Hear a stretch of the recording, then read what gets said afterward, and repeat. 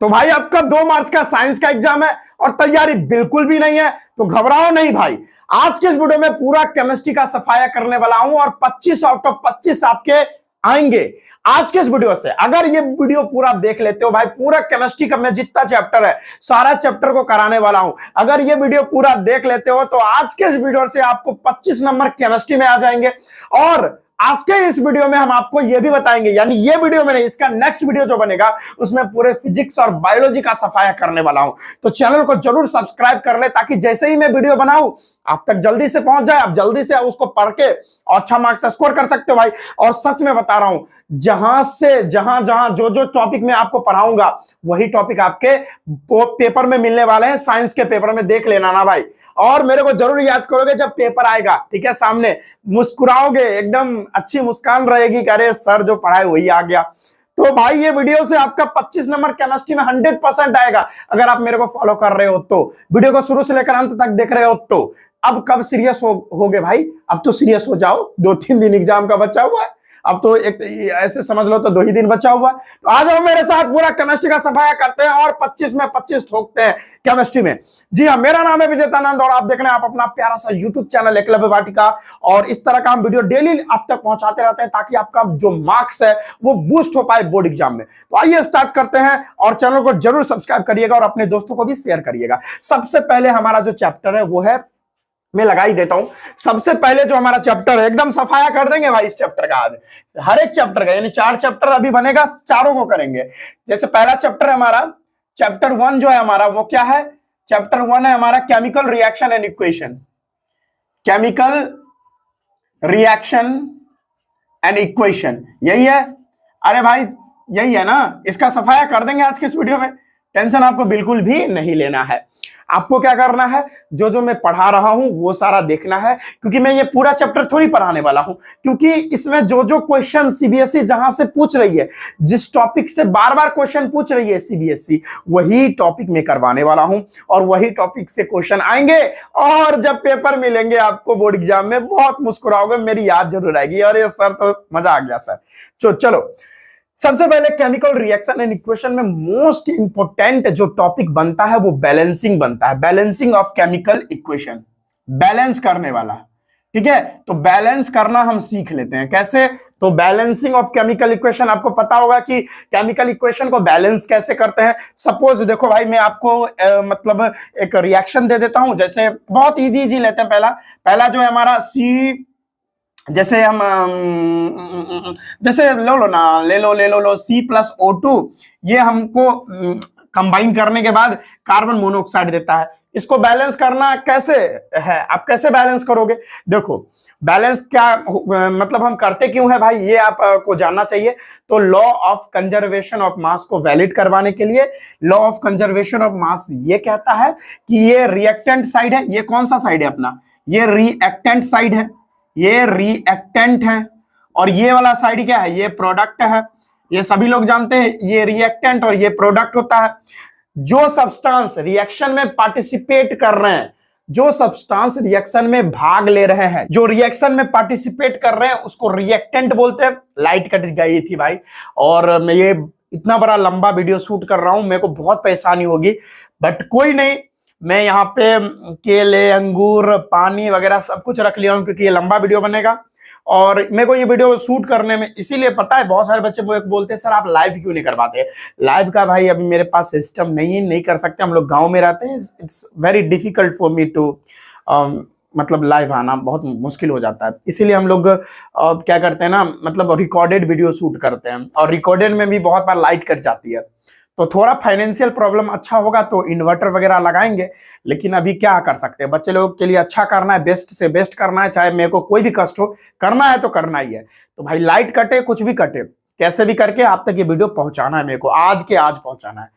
तो कोई बात नहीं है, बार बार लाइट कटेगी, आपको पता भी चलेगा, चलिए कोई बात नहीं है। चलिए, तो रिएक्शन में जो पार्टिसिपेट कर रहे हैं उसको रिएक्टेंट बोलते हैं, और रिएक्शन के बाद में जो प्रोडक्ट बना उसी को तो प्रोडक्ट बोलते हैं, ठीक है, ये बात है। और रिएक्टेंट और प्रोडक्ट दोनों साइड जो मास होना चाहिए, जो सब्सटेंसेस रिएक्ट कर रहे हैं और जो सब्सटेंसेस बने हैं लास्ट में, तो वो दोनों का जो मास होना चाहिए वो बराबर होना चाहिए। और वो दोनों का मास अगर बराबर नहीं है तो हम उसको बैलेंस करते हैं, बैलेंस करके उसका मास बराबर करते हैं। इसी को हम क्या बोलते हैं, law of conservation of mass. Law of conservation of mass क्या बोलता है कि रिएक्टेंट साइज जितना सब्सटेंसेस का मास रहना चाहिए उतना ही मास प्रोडक्ट का भी रहना चाहिए, तो इसीलिए हम इसको बैलेंस करते हैं। अभी ये बैलेंस है क्या, नहीं है, इधर एक कार्बन है और इधर भी एक कार्बन है, कार्बन बैलेंस है। ऑक्सीजन देखो, इधर 2 ऑक्सीजन और इधर एक ही ऑक्सीजन, तो यहां पर हमको 2 लिखकर बैलेंस करना पड़ेगा इसको। तो अब 2 लिखे तो 2 कार्बन भी हो गया, तो मेरे को यहां पर 2 लिखकर कार्बन को बैलेंस करना होगा। इस तरह से बैलेंसिंग करते हैं अपने लोग, ठीक है। जैसे दूसरा, ठीक है, दूसरा, अब पता है बैलेंसिंग करने वाला आपको इस तरह से नहीं पूछेगा, पूछता कैसे है, तो वर्ड इक्वेशन दे देगा, एक वर्ड दे देगा और वर्ड में कहेगा, एक वर्ड दे देगा आपको और कहेगा कि इसको बैलेंस करो आप। जैसे जैसे हम यहां पे लिख सकते हैं, इस तरह से आपको बैलेंस करने के लिए बोल देगा कि कैसे आप कर सकते हो। हाँ, इलेक्ट्रिसिटी इज ऐसे मतलब पूछ सकता है, electricity is passed in brine solution, इस तरह से कह देगा। अब कहेगा इसको बैलेंस करिए आप। अब इसको आप कैसे बैलेंस करोगे भाई, तो आपको जब भी आप पूरा कंसेप्ट क्लियर नहीं रखोगे ये नहीं बनेगा, एकदम फिक्स है, ठीक है। अभी चैप्टर 2 जब हम एसिड बेसिस सॉल्ट पढ़ाएंगे तो वहां पर पता चलेगा कि हम लोग ब्राइन सॉल्यूशन में अगर इलेक्ट्रिसिटी पास करते हैं तो वहां पर क्या क्या प्रोडक्ट बनता है।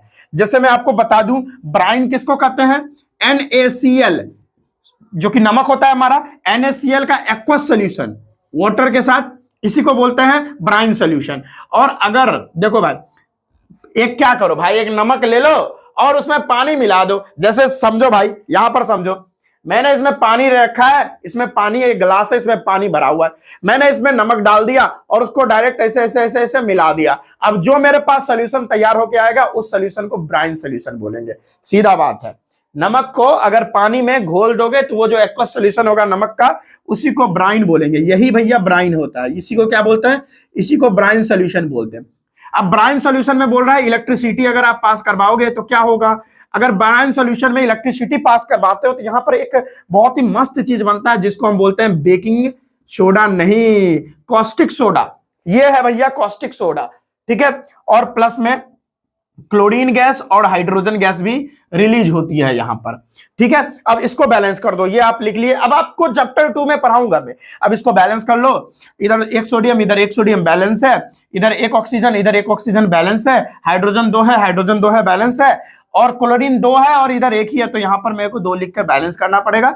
2 लिखा तो सोडियम भी 2 हो गया, इधर भी 2 करना पड़ेगा मेरे को, तो यहां पर 2 मैंने लिख दिया, तो सोडियम भी बैलेंस हो गया है। और हाइड्रोजन अब 4 हो गए हैं, तो मेरे को यहां पर 2 लिखना पड़ेगा। अब देखो 2 दूनी 4 हो गया, और हाइड्रोजन इधर 2 और 2 4 हो गया, बहुत ही बढ़िया। और क्लोरीन भी 2 है, क्लोरीन भी 2 है। चलिए अब सारा कुछ हो गया है बैलेंस, ठीक है, कोई परेशानी। इस तरह से आपको पूछ देगा। जैसे ऐसे भी जैसे तीसरा है burning of magnesium ribbon, burning of magnesium ribbon, burning of magnesium ribbon.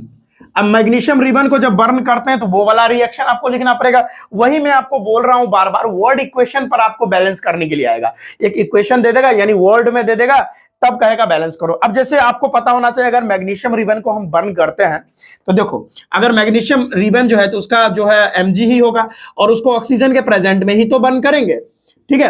अब इसको क्या कर रहे हैं, बर्न कर रहे हैं। आप कोई भी चीज को अगर ऑक्सीजन के प्रेजेंट में बर्न करते हैं तो वो कंबशन कहलाता है। इसको हम क्या कर रहे हैं, इसका हम क्या करवा रहे हैं, कंबशन करवा रहे हैं। तो क्या बनेगा, आप देखो, मैग्नीशियम ऑक्सीजन के साथ रिएक्ट करके मैग्नीशियम ऑक्साइड बनाता है। अब इसको बैलेंस कर लो आप, 2 ऑक्सीजन है, इधर एक ही ऑक्सीजन है, तो 2 यहां पे लिखो, तो मैग्नीशियम भी 2 हो गया और ऑक्सीजन भी 2 हो गया, तो ऑक्सीजन तो 2 इधर है ही। अब मैग्नीशियम 2 है तो इधर 2 लिख दो, तो चलो ये बैलेंस हो गया। देख लो, मैग्नीशियम इधर 2, इधर भी 2, ऑक्सीजन 2, इधर भी 2, खत्म। तो इस तरह से आपको बैलेंस करने के लिए आएगा। तो बैलेंसिंग का बस यही खेल है भाई, ठीक है, बैलेंसिंग का यही है। बस आप ऐसे ही करके आप बैलेंस कर सकते हो, ठीक है। या कभी कभी बहुत सारा, देखो भाई वर्ड इक्वेशन आपको एनसीईआरटी, देखो भाई मैं आपको बता दूं, देखो ये भैया एनसीईआरटी है, फटा चीटा एनसीईआरटी मेरे पास था। तो ये एनसीईआरटी में जितने, ओ भाई ये तो बहुत ज्यादा इसका कंडीशन खराब है इस बुक का, चलो कोई बात नहीं है। इस एनसीईआरटी में ना जितने सारे इक्वेशंस हैं, वर्ड इक्वेशन, जो अभी आपके एक्सरसाइज में दिए गए हैं, मैं इधर बता दूं आपको एक्सरसाइज में जो भी इसके मतलब, एक मिनट, ये तो आगे खुल गया, ये देखो भाई, ये देखो, यहां देखो, ये एक्सरसाइज क्वेश्चन है और इसमें जितने सारे बैलेंसिंग के क्वेश्चन है वर्ड इक्वेशन के, वो सारा बना लेना। ये देखो, ये वर्ड इक्वेशन देख रहे हो, hydrogen gas combine with nitrogen to form ammonia, जैसे hydrogen sulphate gas burn in air to give water and sulphur dioxide. Page number 15 का जितना वर्ड इक्वेशन वाला है वो कर लो, आपका काम हो जाएगा, मेरी गारंटी है आपका काम हो जाएगा। तो इतना काम आप कर लेना, मैं यहां पर रखा भी हुआ हूं ताकि आपको बताते चलूं एकदम बढ़िया से। कोई प्रॉब्लम भाइयों, कोई प्रॉब्लम? ये बैलेंस करना है, इस तरह से आप कर लेना। चलो अब नेक्स्ट हम भागते हैं आगे, नेक्स्ट हम चलते हैं। अब ये वाला तो हो गया पार्ट, ये वाला पार्ट तो पूरा कंप्लीट हो गया अपन लोग का, ठीक है। चलिए अब नेक्स्ट करते हैं, ठीक है। इसको हम मिटाने के लिए ऐसा कर रहे हैं, नहीं तो मिटेगा नहीं, है ना। चलिए भाई, अरे भाई पूरा केमिस्ट्री का सफाया करने वाला हूं भाई, तो टेंशन बिल्कुल भी आप लोग मत लो, ठीक है। अब ये अगर कंप्लीट हो गया ना, तो मोस्ट इंपोर्टेंट चीज आपके सामने प्रस्तुत कर रहा हूं, दैट इज डीकंपोजिशन रिएक्शन। क्या भाई? डीकंपोजिशन रिएक्शन काफी इंपॉर्टेंट है, सारा कुछ बताते हैं डीकंपोजिशन रिएक्शन के बारे में, एवरीथिंग मैं डिस्कस करूंगा डीकंपोजिशन रिएक्शन के बारे में, पूरा अच्छे से आपको समझ में भी आ जाएगा। देखिए भाई, क्या मैं बात कर रहा हूं? मैं बात करने वाला हूं डीकंपोजिशन रिएक्शन के बारे में। मार्कर कहां गया भाई? ये रहा, इसमें है, देखो डीकंपोजिशन रिएक्शन, हेडिंग है हमारा डीकंपोजिशन रिएक्शन। डीकंपोजिशन रिएक्शन ध्यान से समझेंगे अपना लोग, बढ़िया से आपको पढ़ाएंगे और आपके खोपड़ी में डाल देंगे, हाँ ठीक है। और 2-3 दिन बचा हुआ है तो आप फोकस कर लो इधर, अब फोकस किसी और चीज पर मत करना, नहीं तो आपका जिंदगी तो वैसे ही बर्बाद हो जाएगा, ठीक है। तो डीकंपोजिशन रिएक्शन क्या होता है? देखो, such reaction in which such reaction in which a single substance split up into two, और ध्यान से देखो, जो डेफिनेशन लिख रहा हूं वही डेफिनेशन आपको याद होना चाहिए। स्प्लिट अप इनटू टू और मोर देन टू सब्सटेंसेस, ठीक है। ऐसा रिएक्शन जिसमें एक सिंगल सब्सटेंस टूटने के बाद 2 या 2 से अधिक सब्सटेंसेस में कन्वर्ट हो जाता है, उसी को डीकंपोजिशन रिएक्शन बोलते हैं। नाम से ही सजेस्ट हो रहा है, डीकंपोज मतलब टूटना, डीकंपोजिशन रिएक्शन मतलब टूटने के बाद वो रिएक्शन होता है। जैसे मैं आपको एग्जांपल दे दूं, जैसे एग्जांपल दे दूं कैल्शियम कार्बोनेट, ठीक है, ये एक कंपाउंड है, ठीक है। अब इसमें ना हम लोग हीट डालेंगे, ये देखो, ये डेल्टा का साइन है और डेल्टा का साइन हीट के लिए हम लोग यूज करते हैं, ठीक है। हीट के जगह पे आप डेल्टा भी लिख सकते हो। तो जब भी हम इसको हीट करते हैं तो ये एक सिंगल सब्सटेंस है, देख रहे हो, रिएक्टेंट अभी एक ही है। अब इसको हमने गर्म किया तो CaO और प्लस में CO2 फॉर्म कर रहा है। आप ही बताओ, एक था और 2 बन गया, तो ये टूटा है ना 2 में, तो इसी को तो डीकंपोजिशन रिएक्शन बोलते हैं भाई। बोलते हैं कि नहीं बोलते हैं? सिंपल है कि नहीं? अब डीकंपोजिशन रिएक्शन का भाई 3 टाइप होता है, देखो ध्यान से आप लोग, डीकंपोजिशन रिएक्शन का 3 टाइप होता है। डीकंपोजिशन रिएक्शन का 3 टाइप, ध्यान से देखो आप, ये पहला टाइप, ये भैया दूसरा टाइप, और इधर में लिखूंगा तीसरा टाइप। ध्यान से देखेंगे, राइटिंग अच्छा नहीं बैठेगा मेरा अभी, क्योंकि हम तेजी से कर रहे हैं। पहला होता है थर्मल डीकंपोजिशन, ध्यान से देखिएगा, थर्मल डीकंपोजिशन, बढ़िया से समझ में भी आ जाएगा और एक भी क्वेश्चन भी नहीं छूटेगा आपका, ये बात की गारंटी है। ये है थर्मल डीकंपोजिशन। उसके बाद अपना आता है, थर्मल के बाद आता है इलेक्ट्रोलाइटिक डीकंपोजिशन,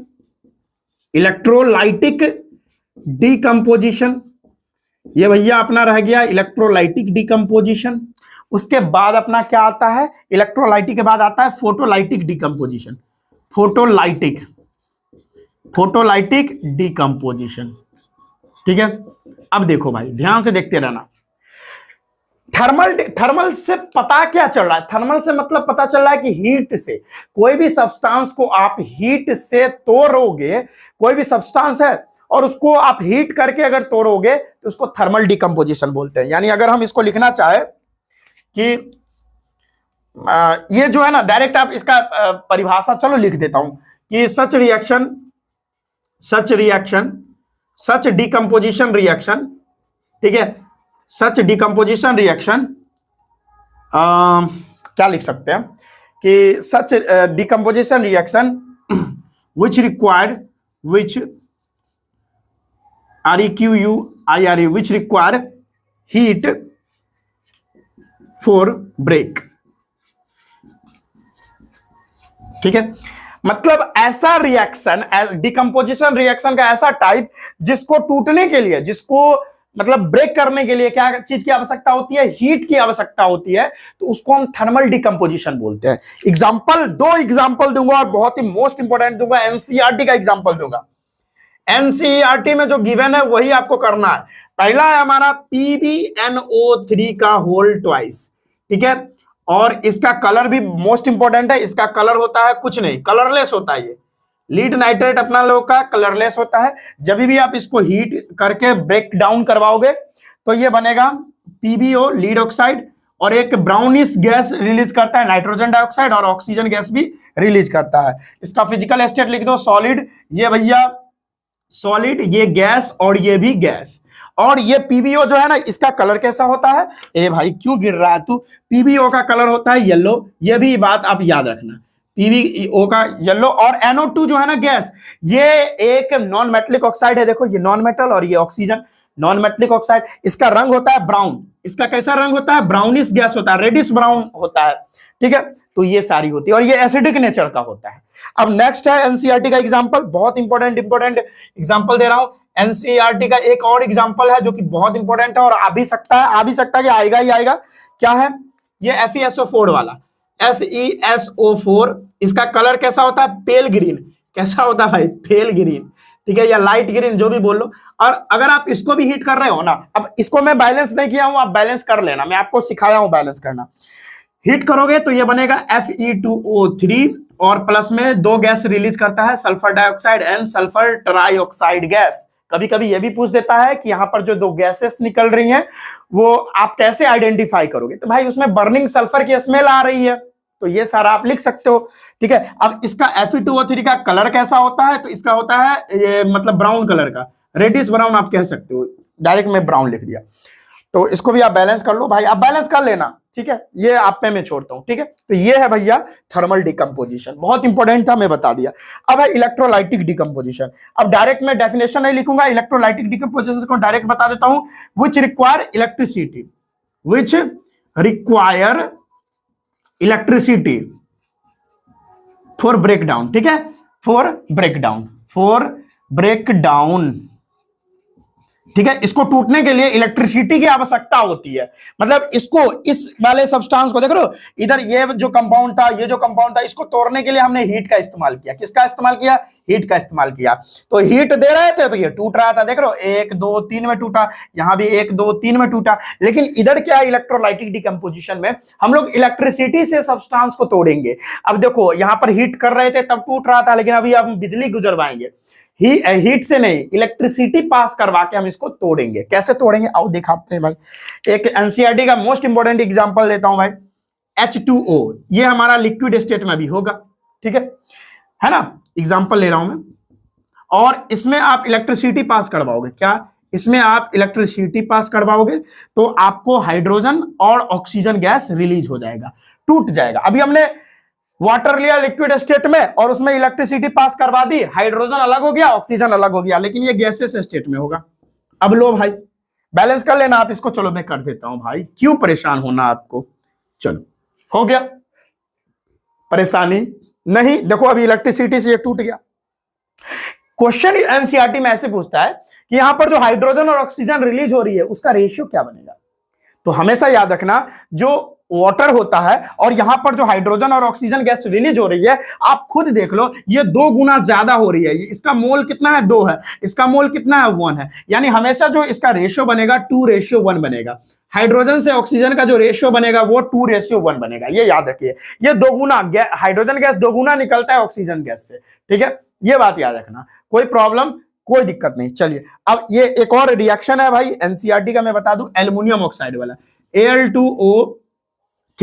और ये जो है ना, इसको आपको लिक्विड स्टेट में रखना है, ठीक है, मोल्टेन स्टेट में रखना है, और फिर से इलेक्ट्रिसिटी पास करवा देनी है। क्या करवानी है, इलेक्ट्रिसिटी पास करवा देनी है। तो निकलेगा क्या, एल्युमिनियम अलग हो जाएगा और ऑक्सीजन अलग हो जाएगा। आप इसको बैलेंस कर लो, यहाँ पे 2 लगा दो, यहाँ 4 लगा दो, बात खत्म हो गया। 3 दूनी 6, यहाँ 3 लगा दो, ठीक है। इसका लिक्विड है तो ये भी लिक्विड होगा, ये भी गैस, ये गैस हो जाएगा।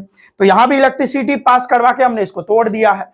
तो इलेक्ट्रिसिटी पास करवा के आप तोड़ रहे हो कोई भी सब्सटेंस को, तो इलेक्ट्रोलाइटिक डिकम्पोजिशन। दोनों एनसीईआरटी का एग्जांपल है, ठीक है, एनसीईआरटी करवा रहा हूं मैं, मेन वही है भाई। अब नेक्स्ट हमारा फोटोलाइटिक डिकम्पोजिशन, मतलब अगर हम इसको डिफाइन करें, मतलब क्या, which require light for breakdown, मतलब टूटने के लिए इसको किसकी आवश्यकता पड़ेगी, लाइट की आवश्यकता पड़ेगी। इधर इलेक्ट्रिसिटी से तोड़ा, इधर भाई अपना लोगों हीट से तोड़े, अब लाइट से तोड़ेंगे। उसका भी एक एग्जांपल लिख दीजिए सर। तो AgCl वाला लिखता हूं, ये भी एनसीईआरटी का है, AgCl, और इसका कलर कैसा होता है, व्हाइट होता है भाई, याद रखना, AgCl का कलर व्हाइट होता है। इसमें अगर हम लाइट पास करवाते हैं, यानी लाइट डालते हैं, इस पर नॉर्मल लाइट पड़ेगा, तो ये क्या हो जाएगा, Ag अलग हो जाएगा और क्लोरीन गैस इसमें से रिलीज होने लगती है। इसको बैलेंस कर लो, 2 इधर और काम खत्म। ये हो जाएगा हमारा सॉलिड और ये हो जाएगा गैस, ठीक है। अब देखो यहाँ AgCl पे लाइट पास करवाए, Ag अलग क्लोरीन अलग, तो ये डिकम्पोजिशन किससे हुआ, लाइट से हुआ। अब यहां पर एक मोस्ट इंपोर्टेंट क्वेश्चन आ जाता है कि AgCl का यूज किस में करते हैं। AgCl का जो यूज है व्हाइट एंड ब्लैक फोटोग्राफी, ठीक है, व्हाइट एंड ब्लैक फोटोग्राफी में इसका यूज होता है, व्हाइट एंड ब्लैक फोटोग्राफी, ठीक है, ये याद रखना, व्हाइट एंड ब्लैक फोटोग्राफी में इसका हम यूज करते हैं। ये सब क्वेश्चन आता है भाई, मोस्ट बीबीआई क्वेश्चन है हमारा सीबीएसई का, तो इसको नोट करिए। तो ये हमारा डिकम्पोजिशन रिएक्शन, अगर आप इतना पढ़ लेते हो तो फिर तो आपका बल्ले बल्ले है भाई, कोई तो प्रॉब्लम है नहीं उसके बाद, ठीक है। तो इसको नोट करो। फिर हम डिकम्पोजिशन रिएक्शन तो हमने कंप्लीट करवा दिया है। उसके बाद डिकम्पोजिशन के बाद हम डिस्प्लेसमेंट करवा के रेडॉक्स करवाते हैं, बस ये चैप्टर कंप्लीट हो जाएगा। नोट करो भाई, बहुत इजी है भाई, कोई प्रॉब्लम नहीं होगा आप लोग को, ठीक है। हाँ चलो नोट करते जाओ।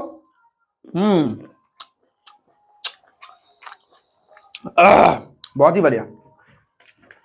मिटा दूं, मिटाना तो पड़ेगा ना। अगर आप मेरे साथ जुड़े हो ना, तो कसम से बता रहा हूं, मेरे को हंसी भी आती है कभी कभी कि बच्चे मेरे साथ जुड़ क्यों नहीं रहे भाई। आपको बहुत फायदा होने वाला है भाई, मैं बता दूं आपको, बहुत फायदा दिलवा दूंगा, और बहुत सारे बच्चों को फायदा दिलवाया भी है। मेरे बच्चे अभी कोटा में पढ़ रहे हैं, LN में, भाई साहब 97% तक लाए हैं वो। और मैंने उनको यही स्ट्रैटेजी बताया कि अभी लास्ट टाइम में आप क्या करो, पढ़ने में उतना अच्छे नहीं थे, एवरेज थे, मैंने उसको बस यही स्ट्रैटेजी बताई कि भाई आप इंपॉर्टेंट टॉपिक्स को कवर करो और एनसीईआरटी कवर करो, बस आपका और कुछ सैंपल पेपर वगैरह लगा लो, PYQ करो, बात खत्म, आपका क्लियर हो जाएगा। बहुत अच्छा मार्क्स उनका तो मतलब 99 मार्क्स था साइंस में, ठीक है। तो भाई कोई प्रॉब्लम नहीं होगा, बस आप मेरे को फॉलो करते जाओ, ठीक है, सब करवा दूंगा। बस अभी भी समय थोड़ी बिक रहा है यार, आप अगर अभी भी करना चाहो तो अच्छा मार्क्स स्कोर कर सकते हो। और हाँ, ये सब करने के बाद आप सैंपल पेपर और PYQ जरूर कर लेना भाई, कसम से बता रहा हूं, सैंपल पेपर और PYQ जरूर करना, कम से कम 3 सेट तो कर ही लेना, जिससे आपको आइडिया हो जाएगा, ठीक है। मैं बार बार इस बात को बोल रहा हूं क्योंकि ये सब करके डायरेक्ट आप रणभूमि में उतर जाओगे बोर्ड एग्जाम में, तो बस लेने के देने पड़ने वाले हैं, क्योंकि क्वेश्चन का लेवल थोड़ा आपको पता ही नहीं चलेगा ना। अभी तो मैं बस टॉपिक पढ़ा रहा हूं, अब लेवल तो पता चलेगा जब आप सैंपल पेपर सॉल्व करोगे। अब लेवल पता ही नहीं चलेगा, आप डायरेक्ट उतर जाओगे तो फिर बहुत ज्यादा दिक्कत हो जाएगी, बहुत ही ज्यादा, ये याद रखना। चलो अब हम बात करते हैं डिस्प्लेसमेंट रिएक्शन के बारे में। देखो भाई, मोस्ट इंपोर्टेंट हम बात कर रहे हैं डिस्प्लेसमेंट रिएक्शन, डिस्प्लेसमेंट रिएक्शन के बारे में। देखो डिस्प्लेसमेंट रिएक्शन क्या होता है, बहुत ही इंपॉर्टेंट है भाई। डिस्प्लेसमेंट रिएक्शन क्या होता है, सिंपल सी बात है, देखो कि such reaction in which, definition में लिख देता हूं, such reaction in which a more reactive element displace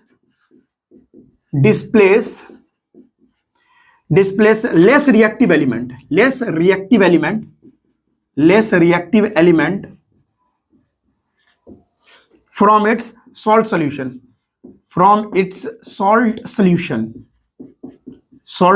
known as known as displacement reaction. Displacement reaction, इसी को डिस्प्लेसमेंट रिएक्शन बोलते हैं। मतलब समझो भाई, बस सिंपल सी बात है। मैं डायरेक्ट देखो ना भाई, इतना इजी लिखूंगा, ए बी और प्लस में सी तो बनाएगा ए सी, और प्लस में नहीं क्या बनाएगा, सी बी और प्लस में ए बाहर।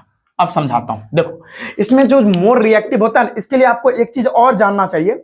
अब क्या जानना चाहिए, मोस्ट इंपोर्टेंट चीज है वो जानना चाहिए, रिएक्टिविटी सीरीज। रिएक्टिविटी सीरीज आपको चैप्टर 3 में भी आपको पढ़ना था। रिएक्टिविटी सीरीज में क्या होता है कि जो सबसे टॉप में एलिमेंट्स होते हैं, जो सबसे टॉप में एलिमेंट्स होते हैं वो ज्यादा रिएक्टिव होते हैं, और जो सबसे नीचे रहते हैं वो कम रिएक्टिव होते हैं। तो ज्यादा रिएक्टिव एलिमेंट क्या होते हैं, कम रिएक्टिव वाले एलिमेंट को उसके जगह से बाहर कर देते हैं। यहां भी वही हो रहा है। देखो सी जो है ज्यादा रिएक्टिव है ए से, तो सी आया और इसको एक लात मारा और इसको इसके घर से बाहर कर दिया। तो अब बताओ क्या बनेगा, सी, अब जो है सी यहां पे आ गया तो सी बी बन गया। देखो यहां सी बी बन गया, और ए को तो इसने बाहर कर दिया, ये देखो ये बाहर हो गया। ए भाई ये तो बहुत ही गलत हो गया, इसके साथ खेल हो गया इसके साथ, है ना, तो गेम हो गया। अब देखो, अब यहां पर एक एनसीईआरटी का एग्जांपल लेता हूं, एनसीईआरटी एग्जांपल ही लूंगा। क्या है एनसीईआरटी का एग्जांपल, देखो भाई क्या है, सिंपल सा है कि अब यहां पर क्या बना, अब एनसीईआरटी का एग्जांपल लेना है। हाँ, तो यहां पर CuSO4 हो जाएगा और आयरन ले लो, ठीक है। अब देखो आप, आयरन ज्यादा रिएक्टिव है लोहा से, मतलब लोहा ज्यादा रिएक्टिव है कॉपर से, तो कॉपर को एक लात मारेगा, अब लोहा इसके जगह पे आ जाएगा, तो FeSO4 और प्लस में Cu बाहर। अब सुनो, मेन इंपॉर्टेंट बात क्या है कि क्वेश्चन ऐसे नहीं आते। क्वेश्चन मतलब एनसीईआरटी में ऐसा दिया है कि why the color of copper sulfate solution disappear when some iron nails dipped into it। मतलब कॉपर सल्फेट सॉल्यूशन का जो कलर है वो चेंज क्यों हो जाता है या गायब क्यों हो जाता है जब उसमें हम लोहे की कुछ कील को डाल देते हैं। तो देखो अब समझा दूं मैं आपको, कॉपर सल्फेट का जो कलर होता है वो जैसा इंक है ना, ये वैसा ही होता है, यानी ब्लू होता है। कैसा होता है, ब्लू। और ये लोहा जैसे ही हम डाले तो देखो कॉपर सल्फेट सॉल्यूशन का जो कलर होता है ना, वो कॉपर के कारण ही कॉपर सल्फेट का कलर ब्लू होता है, कॉपर के कारण। अब आयरन आया और इसके जगह पे आ गया कॉपर के जगह पे, और ये कॉपर को तो बाहर कर दिया, है ना, कॉपर इधर बाहर हो गया। तो अब कॉपर के वजह से ही ब्लू कलर था, तो अब तो कॉपर रहा नहीं, तो इसका कलर हो जाता है पेल ग्रीन। क्या हो जाता है, पेल ग्रीन, यानी लाइट ग्रीन, हल्का हल्का हरा हो जाता है, और कॉपर तो बाहर चला गया। यही है डिस्प्लेसमेंट रिएक्शन, ठीक है। तो ये आप लिख लेना, बहुत इंपॉर्टेंट है, इसको आप लिख लो जल्दी से। अब चलो लगे लगे हम हाथ आपको करवा देते हैं ये रेडॉक्स रिएक्शन। देखो भाई रेडॉक्स रिएक्शन भी समझ लो आप। चलो रेडॉक्स रिएक्शन करके इस चैप्टर को यहीं पे कंप्लीट करते हैं। रेडॉक्स रिएक्शन क्या होता है भाई, रेडॉक्स रिएक्शन बहुत ही इंपॉर्टेंट है। देखो रेडॉक्स, देखो मतलब ही इसका समझ में आना चाहिए आपको। RED लिखा है ना, RED, और उसके बाद OX लिखा है, तो RED का मतलब होता है रिडक्शन, समझो। RED का मतलब रिडक्शन, और OX का मतलब, यहां देखो OX है, OX का मतलब ऑक्सीडेशन। अब समझो, ऐसा रिएक्शन जिसमें रिडक्शन और ऑक्सीडेशन दोनों एक साथ हो, उसी को हम क्या बोलते हैं, रेडॉक्स रिएक्शन बोलते हैं। ऐसा रिएक्शन जिसमें ऑक्सीडेशन भी हो और रिडक्शन भी हो, दोनों हो, तो उसको हम बोलते हैं रेडॉक्स रिएक्शन। अब रेडॉक्स रिएक्शन में आपको ऑक्सीडेशन है और रिडक्शन है। अब समझ लो दोनों को। ऑक्सीडेशन किसको कहते हैं कि देखो एडिंग ऑफ, समझते रहना, adding of oxygen, adding of oxygen, किसी भी सब्सटेंस से अगर आप ऑक्सीजन को जोड़ दो, समझो इस पॉइंट को समझो, यहां से क्वेश्चन आते हैं। मैं बोल रहा हूं किसी भी सब्सटेंस से अगर आप ऑक्सीजन को ऐड कर दोगे, क्या करोगे, ऑक्सीजन को ऐड कर दोगे किसी भी सब्सटेंस से, तो भी ऑक्सीडेशन हो जाएगा। दूसरा है रिमूवल ऑफ हाइड्रोजन, किसी भी सब्सटेंस से अगर हाइड्रोजन को निकाल दोगे तो भी हमारा ऑक्सीडेशन, ठीक है, क्लियर है। ज्यादा नहीं बताऊंगा, वैसे और भी होता है, लॉस ऑफ इलेक्ट्रॉन भी होता है, लेकिन वो नहीं बताऊंगा अभी, पूछता नहीं है। इधर आ जाओ, रिडक्शन कैसे, तो मैं कह दूंगा मतलब adding of hydrogen, adding of hydrogen, किसी भी सब्सटेंस से अगर हाइड्रोजन को आप जोड़ रहे हो तो भी आप रिडक्शन कर रहे हो। दूसरा, कोई भी सब्सटेंस से अगर आप ऑक्सीजन को निकाल रहे हो, यानी रिमूवल ऑफ ऑक्सीजन, अगर कोई भी सब्सटेंस से ऑक्सीजन को निकाल रहे हो तो भी रिडक्शन हो जाएगा। अब समझाते हैं कि एग्जाम्पल से बेहतरीन ढंग से। अब इधर एग्जाम्पल देता हूं और देखो कैसे आपको बेहतरीन ढंग से ये बातें समझ में आ जाएंगी। कैसे, इधर आ जाओ। एक मैं रिएक्शन लेता हूं कॉपर ऑक्साइड वाला, इस पर हाइड्रोजन गैस मतलब पास करवाते हैं हीट करवा के, तो यहां पर बनता है कॉपर और वाटर बनता है। अब देखो आप ध्यान से देखो, ये एक रिएक्शन है, एनसीईआरटी का रिएक्शन, आप ध्यान से देख लेना। कॉपर ऑक्साइड का रंग ब्लैक होता है, ये भी आपको पता होना चाहिए। अब सुनो, देखते रहो।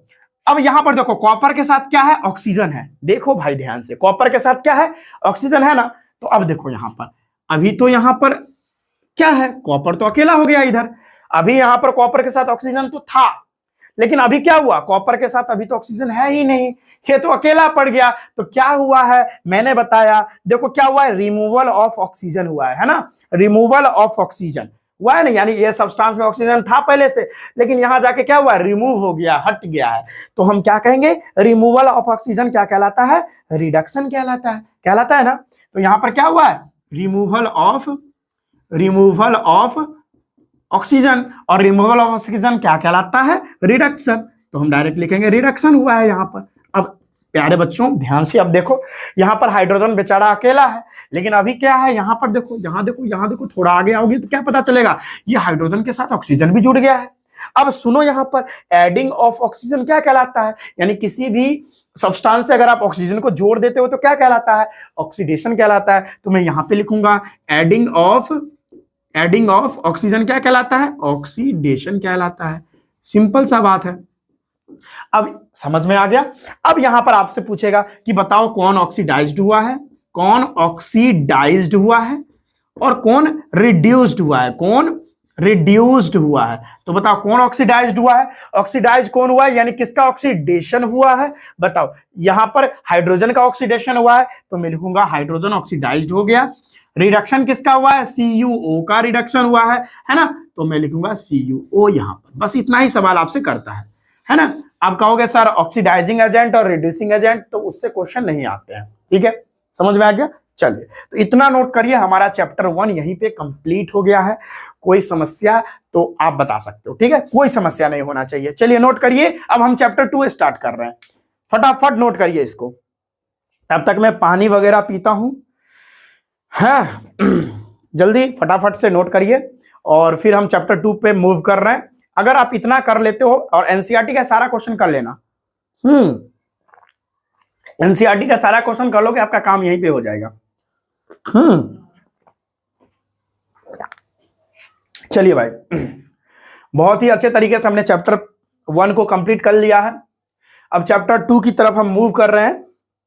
चलिए चैप्टर 2 की तरफ अब हम मूव करेंगे। अब यहां पर हम लिखेंगे चैप्टर 2, देख रहे हो, इसी तरह से सफाया हम लोग करेंगे और बहुत अच्छे तरीके से हम सारे चैप्टर्स को अच्छे से कवर करेंगे। ओके ओके ओके, ध्यान से देखते रहना अपना लोग।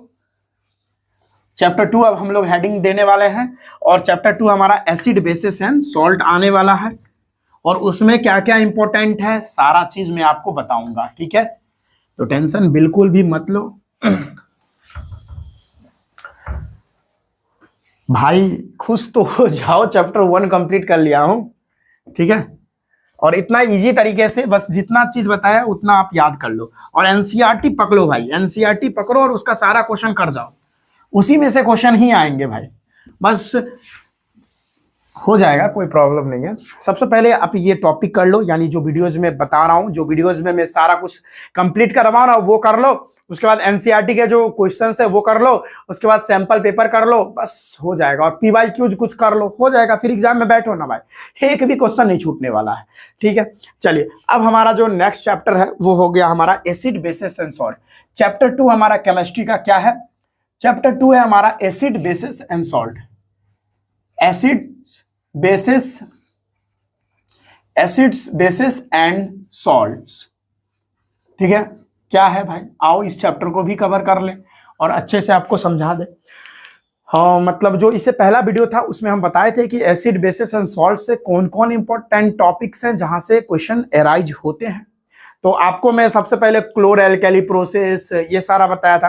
तो आओ भाई, सबसे पहले हम क्लोर एल्कली प्रोसेस ही देख ले। तो चलिए स्टार्ट करते हैं, फिर से लाइट कटी थी, फिर से कंटिन्यू कर रहे हैं। चलिए, एसिड बेसिस सॉल्ट में ना सबसे पहले अपना लोग को ना क्लोर एल्कली प्रोसेस ही पढ़ लेते हैं। देखिए क्लोर एल्कली प्रोसेस क्या होता है, समझो। क्लोर एल्कली प्रोसेस, बढ़िया से समझा ही देता हूं मैं आपको क्लोर एल्कली प्रोसेस, ठीक है। कुछ लोग इसको चलोर एल्कली प्रोसेस भी पढ़ते हैं चलोर एल्कली प्रोसेस नहीं भाई, क्लोर एल्कली प्रोसेस इसको बोलते हैं। क्लोर एल्कली प्रोसेस क्या होता है समझो भाई, अभी जस्ट मैंने आपको थोड़ा देर पहले बताया था क्लोर एल्कली प्रोसेस क्या होता है। ध्यान से देखो, जब ना हम लोग क्या करते हैं कि जब NaCl ले लो और उसको वाटर में डिसॉल्व करवा दो, इस सॉल्यूशन को हम ब्राइन सॉल्यूशन बोलते हैं, अभी जस्ट थोड़ा देर पहले बताया था, ठीक है, जब बैलेंस कर रहे थे तब। और ब्राइन सॉल्यूशन में जब आप इलेक्ट्रिसिटी पास करवा देते हो, क्या ब्राइन सॉल्यूशन में जब भी आप इलेक्ट्रिसिटी पास करवाते हो तो एक हमको क्या निकलता है, एक एल्केली मिलता है, इसको एल्केली भी बोलते हैं, बता देते हैं क्यों। और प्लस में हाइड्रोजन गैस और क्लोरीन गैस भी मिलती है, ठीक है। इसको बैलेंस आप कर लेना, ठीक है। चलिए 2 है तो यहाँ पे 2 लिखूंगा, 2 सोडियम तो 2 यहाँ पर, और हाइड्रोजन कितना है 4 तो यहाँ पे 2। अब ये पूरा संतुलित हो गया, बैलेंस हो गया, ठीक है। अब ये देखो भाई, ये भैया ये लिक्विड और ये सॉलिड, ये हमारा एक्वस, ये हमारा गैस और ये हमारा गैस, ठीक है भाई। कोई प्रॉब्लम नहीं है ना। अब देखिए ये देखो, ये प्रोसेस आप इसको लिख लेना अपने से, ठीक है। और ये जो है ना, ये एक क्या है, ये एक एल्केली है, ये क्या है, ये एक एल्केली है। अब एल्केली ये है और ये है क्लोरीन, ये गैस क्या है, इस गैस का नाम है क्लोरीन गैस। अब देखो सुनो, इस प्रोसेस को क्लोर एल्केली प्रोसेस क्यों बोला गया, क्योंकि इस रिएक्शन में क्लोरीन गैस प्रोड्यूस हो रहा है, इसीलिए हम इसको क्लोर बोलते हैं। और एक एल्केली NaOH जो कि कॉस्टिक सोडा है, इसको NaH बोलते हैं, और ये एक एल्केली है। तो ये जो प्रोसेस है हमारा वो क्लोर एल्केली प्रोसेस कहलाया। और कभी भी आपको इसको लिखने के लिए बोल दे तो डायरेक्ट आप लिख सकते हो कि when electricity is passed through aqueous solution of brine, then alkali is formed, that is what sodium hydroxide along with chlorine gas and hydrogen gas.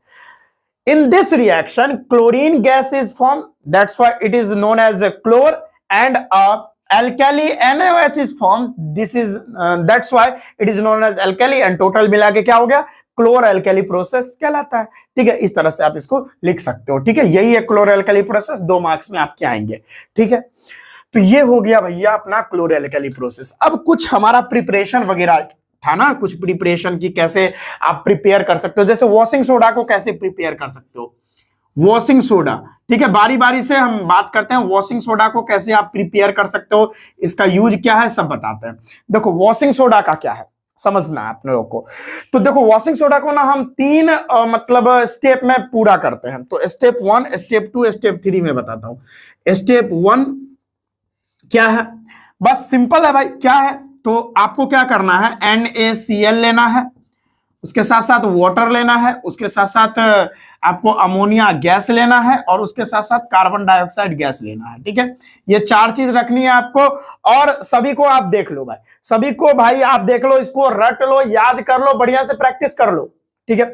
तो यहां पर ये बनता है बेकिंग सोडा NaHCO3 और along with NH4Cl ammonium chloride भी बनता है। अब देखो ये पहला रिएक्शन, ये पहला स्टेप है, अपना लोगों को पहला यही करना है, ठीक है। चलिए दूसरा स्टेप क्या है भाई, दूसरा स्टेप अपना लोगों का क्या है, दूसरा स्टेप ये है, देखो बताता हूं आपको ना। बाय प्रोडक्ट में NH4Cl भी बना है, लेकिन मेरे को इससे मतलब है ही नहीं, इसमें हमको NaHCO3 से मतलब है, दैट इज बेकिंग सोडा। इसको क्या बोलते हैं, ये है हमारा बेकिंग सोडा, ठीक है। इसको सोडियम हाइड्रोजन कार्बोनेट भी बोलते हैं। आपको बेकिंग सोडा को पकड़ना है और यहां पर सेकंड स्टेप के लिए रेडी कर लेना है, NaHCO3। अब इसको नॉर्मली आपको क्या करना है, हीट कर देना है। क्या करना है, बेकिंग सोडा को नॉर्मली आपको हीट करना है। तो बेकिंग सोडा को जैसे आप हीट करोगे ना, यहाँ पे NaHCO3 को जैसे आप हीट करोगे तो यहां पर बनता है Na2CO3 plus carbon dioxide and plus में वाटर बनता है, ठीक है। बस अब सुनो, यहां पर जो ये Na2CO3 बना, इसको सोडा एस भी बोलते हैं, सोडा एस, ठीक है, या इसको और भी नाम से जाना जाता है, सोडियम कार्बोनेट, जो भी आप बोल लो। ये रहा सेकंड स्टेप। अब स्टेप थर्ड क्या है, स्टेप थर्ड क्या है, स्टेप थर्ड हमारा ये Na2CO3 बना है ना, इसको आप उठा के यहां पे रखो, यानी Na2CO3 और इसमें 10 मोल वाटर को आप क्रिस्टलाइज करो यानी ऐड कर लो, तो क्या बनेगा, ये बनेगा Na2CO3.10H2O। इसको हम क्या नाम से जानते हैं, इसको बोलते हैं सोडियम कार्बोनेट। 10 है तो डेका और वाटर है तो हाइड्रेट। इसका मैं नाम क्या लिखूंगा, sodium carbonate Deka hydrate, Deka, अरे भाई DEC है, डेका हाइड्रेट, बस इसका ऐसे ही होगा, सोडियम कार्बोनेट डेकाहाइड्रेट। ये 3 स्टेप का जो रिएक्शंस है ना, ये आपको याद होना चाहिए, बार बार लिख के प्रैक्टिस कर लो, लिखने से आपको याद हो जाएगा, ठीक है। और इसका यूजेज क्या है भाई, देखो भाई, मोस्ट इंपॉर्टेंट NCERT का लिखा हुआ, आपको मोस्ट इंपॉर्टेंट एक ही यूज बताऊंगा, वही काम में आपके आएगा, ठीक है। जो भी बताऊंगा काम की ही चीज बताऊंगा, ये याद रखना, ठीक है। और भाई मेरा ये सब कुछ चल रहा है कि नहीं चल रहा, वीडियो चल रहा है कि नहीं चल रहा, नहीं तो फिर वीडियो बंद हो जाएगा तो वो भी प्रॉब्लम ही है। नहीं, वीडियो तो एकदम धनाधन चल रहा है। ओ हरे भाई बढ़िया। सुनो, बीच बीच में कुछ खाता रहता हूँ, बड़ा वीडियो है भाई, है ना। ओके, मैन यूज इसका जानते हो क्या है, एकदम मैन यूज बताता हूँ। इसका जो यूज है ना, वो होता है, it is used to remove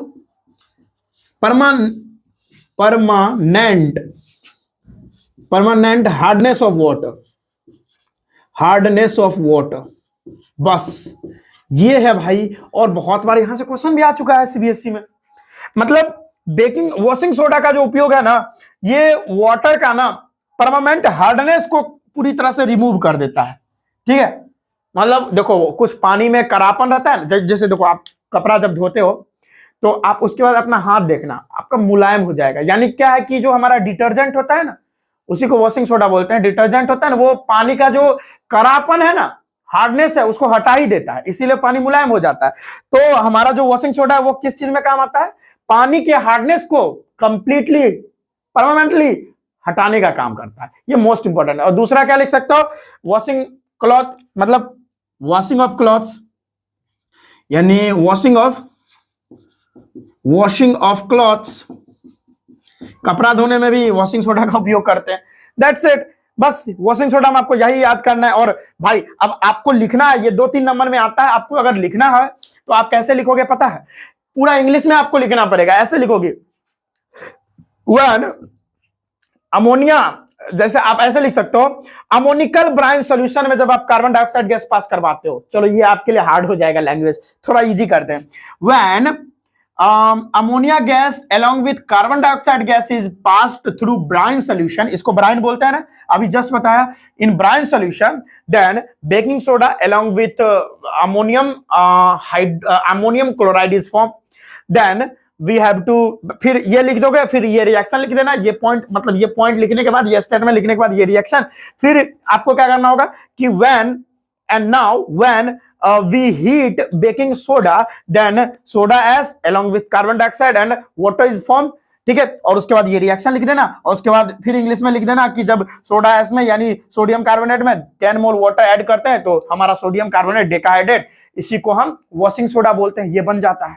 that's it, ये हमारा वॉशिंग सोडा का प्रिपरेशन है। फिर अगला हम बात करते हैं किसका, बेकिंग सोडा, ठीक है। बेकिंग सोडा के बारे में बताते हैं, इसको नोट कर लीजिए फटाफट से, पूरा साइड ही हट जाता हूं भाई। चलिए अब हम इसको मिटा दें, चलिए मिटा दें, खट खट खट खट खट। चलिए क्लोरल-एल्कली प्रोसेस भी अच्छे से हो गया है हमारा, ये भी हो गया। अब चलिए बढ़िया से हम आगे बढ़ते हैं और प्रिपरेशन पढ़ते हैं और सारे चीजों का, ठीक है। फिर हम आगे बढ़ जाएंगे अपने, ठीक है। फिर थोड़ा पीएच वगैरह के बारे में पढ़ेंगे और इस चैप्टर को ही कंप्लीट कर लेंगे, ठीक है।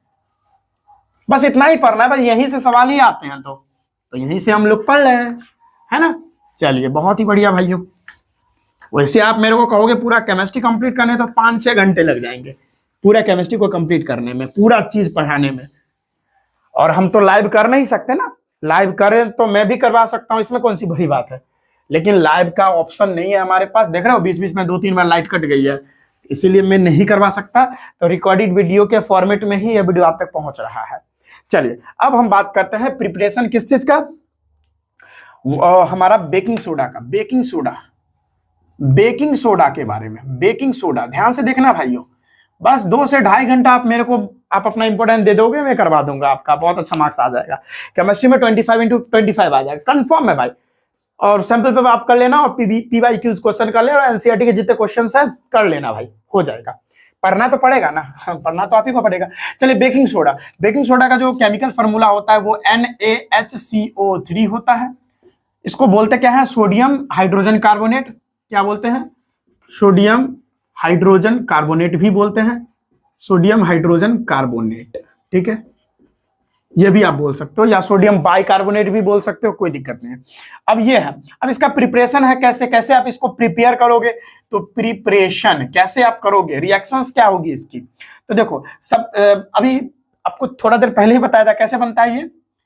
जब NaCl और H2O ले लो, इसको ब्राइन बोलते हैं, यानी ब्राइन सॉल्यूशन में अमोनिया गैस और कार्बन डाइऑक्साइड गैस अगर आप पास करवा दोगे, बस वही फर्स्ट वॉशिंग सोडा का फर्स्ट स्टेप वाला रिएक्शन बस, तो क्या बनेगा, NaHCO3 और प्लस में NH4Cl बनता है, हो गया, यही ना, यही तो बेकिंग सोडा है भाई, NaHCO3, यही तो बेकिंग सोडा है, यही क्या है, यही भैया अपना लोगों का बेकिंग सोडा है, ठीक है, यही बेकिंग सोडा है। मेन इंपॉर्टेंट इसका क्या है कि यूजेज, इसका uses of baking soda, uses, इसका यूजेज क्या है, देखो सबसे पहला यूज मैं बता देता हूं, फायर एक्सटिंग्विशर में, क्या इसका उपयोग, फायर एक्सटिंग्विशर में, फायर एक्सटिंग्विशर में इसका उपयोग किया जाता है।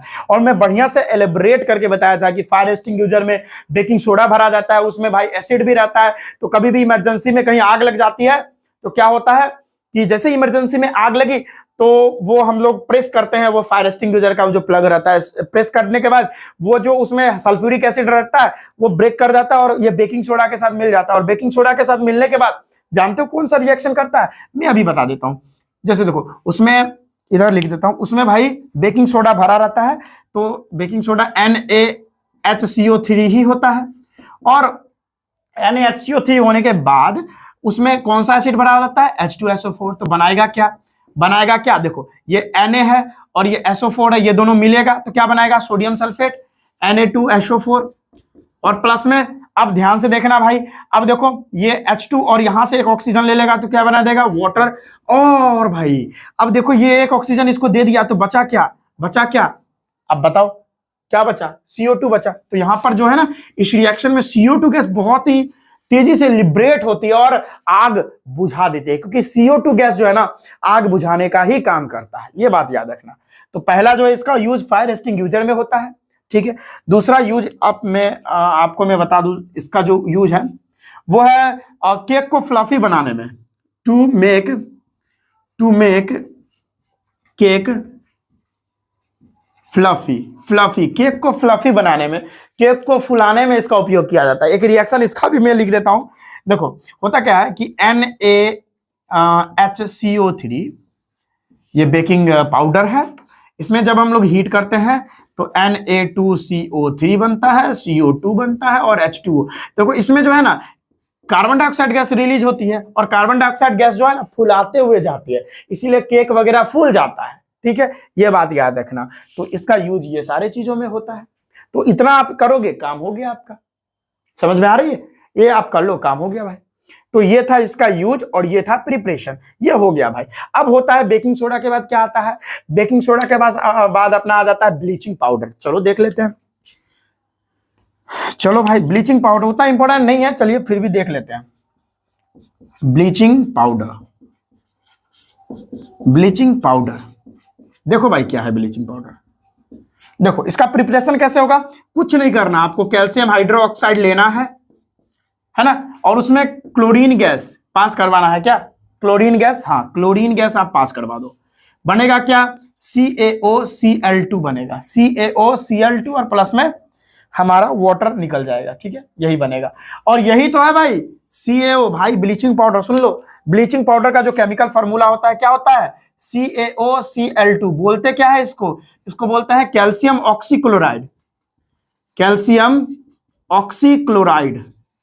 यही इसका नाम है ब्लीचिंग पाउडर का, कैल्शियम ऑक्सीक्लोराइड, और यहां पर ये बन गया है ब्लीचिंग पाउडर, ठीक है, बस इतना ही था। अब जब भी ये जो ब्लीचिंग पाउडर बनता है ना तो बहुत ही स्ट्रॉन्ग स्मेल आती है क्लोरीन गैस की, strong smell of chlorine gas, और इसमें से बहुत ही तेज क्लोरीन गैस की महक आती है, जिससे हम समझ जाते हैं कि भाई यहां पर ब्लीचिंग पाउडर बन गया है। ये बात याद रखना। अब सुनो, नेक्स्ट जो इसका यूज है, यूज मैं बता दूं आपको, यूज इसका किस चीज में है। देखो इसका यूज जो है ना वाटर को प्यूरिफाई करने के लिए, वाटर में जो जर्म्स रहते हैं उसको कंप्लीटली उसको मारने के लिए, है ना, पानी को साफ वगैरह करने के लिए ब्लीचिंग पाउडर का उपयोग कर सकते हैं। और ब्लीचिंग पाउडर का उपयोग कॉस्मेटिक में भी होता है। कॉस्मेटिक जानते हो, लड़की लोग जो मुंह पर पोतती है ना तो उसमें भी उसका प्रयोग किया जाता है। तो ये सारे चीजों में ब्लीचिंग पाउडर का उपयोग किया जाता है। खोपड़ी में गई बात, कोई प्रॉब्लम, अरे भाई कोई दिक्कत है, और टॉयलेट वगैरह में देखते हो ना व्हाइट व्हाइट पाउडर छीटा रहता है, वही तो ब्लीचिंग पाउडर है, जिससे महक कम आती है थोड़ी, है ना। तो चलिए, ये था हमारा बेकिंग सोडा, ये था हमारा ब्लीचिंग पाउडर। अब हम लास्ट बात कर लेते हैं किसके बारे में, हमारा हो गया प्लास्टर ऑफ पेरिस। तो उसके बाद हमारा ये चैप्टर कंप्लीट हो जाएगा। प्लास्टर ऑफ पेरिस देख लेते हैं भाई। चलिए, बहुत ही बढ़िया भाई, बहुत अच्छे से पढ़ा दूंगा, कोई टेंशन नहीं है, पूरा में पूरा नंबर लाने वाले हो आप लोग, ठीक है। 25 इंटू 25 केमिस्ट्री में जी। चलिए, अब हम बात कर रहे हैं किसके बारे में, अब हम बात कर रहे हैं, एक मिनट में बता दूं आपको। चलिए भाई, बहुत ही बढ़िया, आप लोग मेरे साथ बने हुए हैं, और चैप्टर 2 पे अभी हम लोग हैं, और नियरली चैप्टर 2 को हम कंप्लीट करने के कगार पे आ चुके हैं। और उसके बाद हम चैप्टर 3 और उसके बाद चैप्टर 4 करेंगे, और ये चैप्टर मतलब ये पूरा केमिस्ट्री अपना लोग का दनादन कंप्लीट हो जाएगा, ठीक है। चलिए भाई, इसको बढ़िया से मिटा देते हैं ताकि मेरे को लिखने में भी परेशानी ना हो। अगर आप अभी तक मेरे से जुड़े हैं तो आप वाकई में चाहते हैं कि आपको बहुत अच्छा मार्क्स आए, और मैं आपको दिलवाऊंगा भाई, ठीक है, ठीक है। आई होप आपका जो है पढ़ाई बहुत अच्छे से चल रहा होगा, ऐसा नहीं कि फोन चल रहा है और खराटे मार रहे हैं, तो ये तो फिर गलत बात है। चलिए, अब बात करते हैं हमारा plaster of Paris, POP, POP बोलते हैं प्लास्टर ऑफ पेरिस, ठीक है, प्लास्टर ऑफ पेरिस इसको बोलते हैं, और शॉर्ट में इसको पीओपी भी बोलते हैं, आप जो बोल लो, ठीक है। इसका केमिकल फार्मूला जो होता है, इसका जो केमिकल फार्मूला होता है वो होता है CaSO4 डॉट हाफ H2O। बोलते क्या है इसको, कैल्शियम सल्फेट हेमीहाइड्रेट, क्या बोलते हैं, कैल्शियम सल्फेट हेमीहाइड्रेट, इसको क्या बोलते हैं, कैल्शियम सल्फेट अरे भाई हेमीहाइड्रेट, ठीक है। मैं बोर्ड पे थोड़ा स्लो लिखता हूं। अब देखो ये बनता कैसे है, प्रिपरेशन इज इसका मोस्ट इंपॉर्टेंट है। प्रिपरेशन देखो भाई, प्रिपरेशन क्या है इसका, हम लोग क्या लेंगे, CaSO4 डॉट 2H2O, इसको क्या बोलते हैं पता है भाई, पता है क्या बोलते हैं इसको, जिप्सम बोलते हैं। क्या बोलते हैं, जिप्सम, है ना, ये याद रख लो, 2H2O वाला को जिप्सम बोलते हैं। और जिप्सम को लेंगे, है ना, और 100 डिग्री सेल्सियस पे इसको हीट करेंगे, या आप 373 केल्विन भी बोल सकते हो, जो आपको मर्जी बोल सकते हो। इतना डिग्री टेम्परेचर देंगे, हीट करेंगे, तो यहां पर ये जो है ना बन जाएगा हमारा plaster of Paris, CaSO4 dot half H2O, और इधर 1 होल 1/2 H2O यहां पर लॉस हो जाएगा, इससे निकल जाएगा। यही तो है पीओपी भाई। अरे भाई क्यों भड़क रहे हो भाई, इसी को क्या बोलते हैं, इसी को तो बोलते हैं पीओपी, यही तो है प्लास्टर ऑफ पेरिस, जो कि पाउडर फॉर्म में मौजूद होता है, ठीक है। अब सुनो इसका यूज क्या क्या है भाई, मोस्ट इंपॉर्टेंट है, यूजेज क्या है। देखो ये प्लास्टर है ना, प्लास्टर वगैरह जो हाथ वगैरह टूट जाता है, पैर टूट जाता है, मेरा तो हाथ टूटा हुआ है, देख रहे हो, थोड़ा टेढ़ा भी लग रहा होगा, मेरा यहाँ टूटा हुआ है, तो पहले एक बैंडेज मतलब कर देता है, उसके बाद वहां पर प्लास्टर ऑफ पेरिस डालता है, और थोड़ा वाटर जैसे ही मिलाते हैं तो वो इतना हार्ड हो जाता है कि बता नहीं सकते, तो वो जिप्सम बन जाता है। उसका भी रिएक्शन में लिख देता हूं, इसका रिवर्स कर दो ना, इसका उल्टा कर दो, फिर जिप्सम बन जाएगा। यानी पाउडर फॉर्म में हमारा पीओपी रहता है, उसमें थोड़ा पानी मिलाते हैं तो हमारा जिप्सम बना देता है, जो कि बहुत ही हार्ड होता है। ये क्या होता है, बहुत ही हार्ड होता है, बहुत ही हार्ड होता है। तो एनसीईआरटी में ये भी क्वेश्चन है कि हमको जो है प्लास्टर ऑफ पेरिस को मॉइस्ट जगह से, यानी नमी वाले जगह से दूर क्यों रखना चाहिए, इसलिए रखना चाहिए कि भाई अगर हम दूर नहीं रखेंगे तो वो एटमॉस्फेयर में जो नमी मौजूद है उससे रिएक्ट कर लेगा और भाई जिप्सम बना देगा, जो कि बहुत हार्ड हो जाता है। और एक बार अगर प्लास्टर ऑफ पेरिस जिप्सम बन गया तो भाई प्रॉब्लम हो जाएगा, फिर तो यूजलेस हो जाएगा, कोई काम ही नहीं होगा उसका। ये बात होती है। अब इसका यूज क्या है, मोस्ट इंपॉर्टेंट है। देखो यूज ही तो मोस्ट इंपॉर्टेंट है भाई। यूज क्या है सुनो, पहला यूज है इसका कि प्लास्टर वगैरह जो कि बोन वगैरह ब्रेक हो जाता है, बोन को क्या होता है सेट करने में, बोन को सेट करने में इसका उपयोग करता है, बैंडेज वगैरह हम लोग करते हैं, ठीक है, ये बात तो आपको पता होगा। दूसरा बात क्या है, दूसरा बात है कि जो मतलब प्लास्टर ऑफ पेरिस होता है इसमें आग लग ही नहीं सकता, ठीक है, आग नहीं लग सकता इसमें, तो हम लोग वॉल्स में प्लास्टर ऑफ पेरिस करते हैं। POP is used in walls as a fire proof मतलब क्या कि इसमें आग नहीं लग सकता। अगर आप प्लास्टर ऑफ पेरिस से पूरा पेंट घर करवाए हो तो आपके घर में आग नहीं लगेगा, ठीक है, ये बात है। ये सारा यूज है। या तीसरा आप बोल सकते हो टॉयज वगैरह बनाने के लिए, टॉयज एंड स्टैचू, मूर्ति वगैरह जो हो गया, ठीक है, तो ये सारी चीजें हो गई। तो ये सारा चीज आपको समझ में आ गया। ये था प्लास्टर ऑफ पेरिस के बारे में। ये चैप्टर कंप्लीट होता है। जैसे कुछ हमारा पीएच के बारे में अगर सवाल आता है तो पीएच के बारे में भी बता देता हूं मैं जरा, ठीक है, इधर मैं बता देता हूं। पीएच का मतलब क्या होता है, देखो पीएच का मतलब होता है potential of hydrogen, potential of hydrogen. अब सुनो, अगर आपका पीएच वैल्यू जो है वो कितना आ रहा है, 7 से ज्यादा आ रहा है, तो यानी आपका जो सोल्यूशन है वो कैसा है। अगर आपका पीएच वैल्यू 7 से ज्यादा आ रहा है तो आपका सोल्यूशन क्या है, एसिडिक है कि बेसिक है, तो बेसिक है भाई। 7 से ज्यादा आ गया यानी 7 से ज्यादा बोले तो 8, 9, 10, 11, 12 इस तरह से आ रहा है तो बेसिक है। अगर पीएच वैल्यू आपके, ठीक है, 7 से नीचे आ गया यानी 6, 5, 4, 3, 2, 1, 0 इस तरह से, तो आपका सोल्यूशन एसिडिक है। क्या है, एसिडिक है। और अगर आपका पीएच वैल्यू 7 एग्जैक्ट आ गया तो आपका जो सोल्यूशन है वो क्या है, न्यूट्रल है। क्या है आपका सोल्यूशन, न्यूट्रल है। लिटमस पेपर वगैरह के बारे में तो आपको पता होगा ये सब, कि अगर लिटमस पेपर पर, रेड लिटमस पेपर पर अगर आप बेस डालोगे तो ब्लू कर देगा, ब्लू लिटमस पर अगर आप एसिड डालोगे तो रेड कर देगा। ये सब आपको जानना चाहिए। फिनोल्फेथलीन वगैरह के बारे में सब नॉर्मल बातें हैं। तो पीएच के बारे में इतना आपको पता होना चाहिए। और डेली वेज लाइफ में पीएच का क्या इस्तेमाल होता है ये भी आपको पता होना चाहिए, ठीक है। जैसे मधुमक्खी काट लेता है, मान लो सपोज यहाँ पे काट लिया मेरे को, और खुदा ना खास ना काटे भाई, भगवान करे ना काटे, तो मान लो यहाँ पे काट लिया, ठीक है, तो यहाँ पर क्या है वो एसिड फॉर्म कर देता है, क्योंकि जो मधुमक्खी रहती है उसके सूंड में, उसके स्टिंग में क्या रहता है, फॉर्मिक एसिड रहता है, जो भाई यहाँ पर डाल देगा मेरे शरीर के अंदर तो बहुत ही ज्यादा पेन होने लगता है। तो उसको हटाने के लिए हम लोग वहां पर बेसिक चीज यूज करते हैं। अब वहां पर हमारा एसिड यहाँ पर बन गया तो यहाँ का पीएच क्या कर दिया, डाउन कर दिया, 7 से डाउन हो गया। और 7 से डाउन अगर पीएच हो गया तो बहुत प्रॉब्लम है।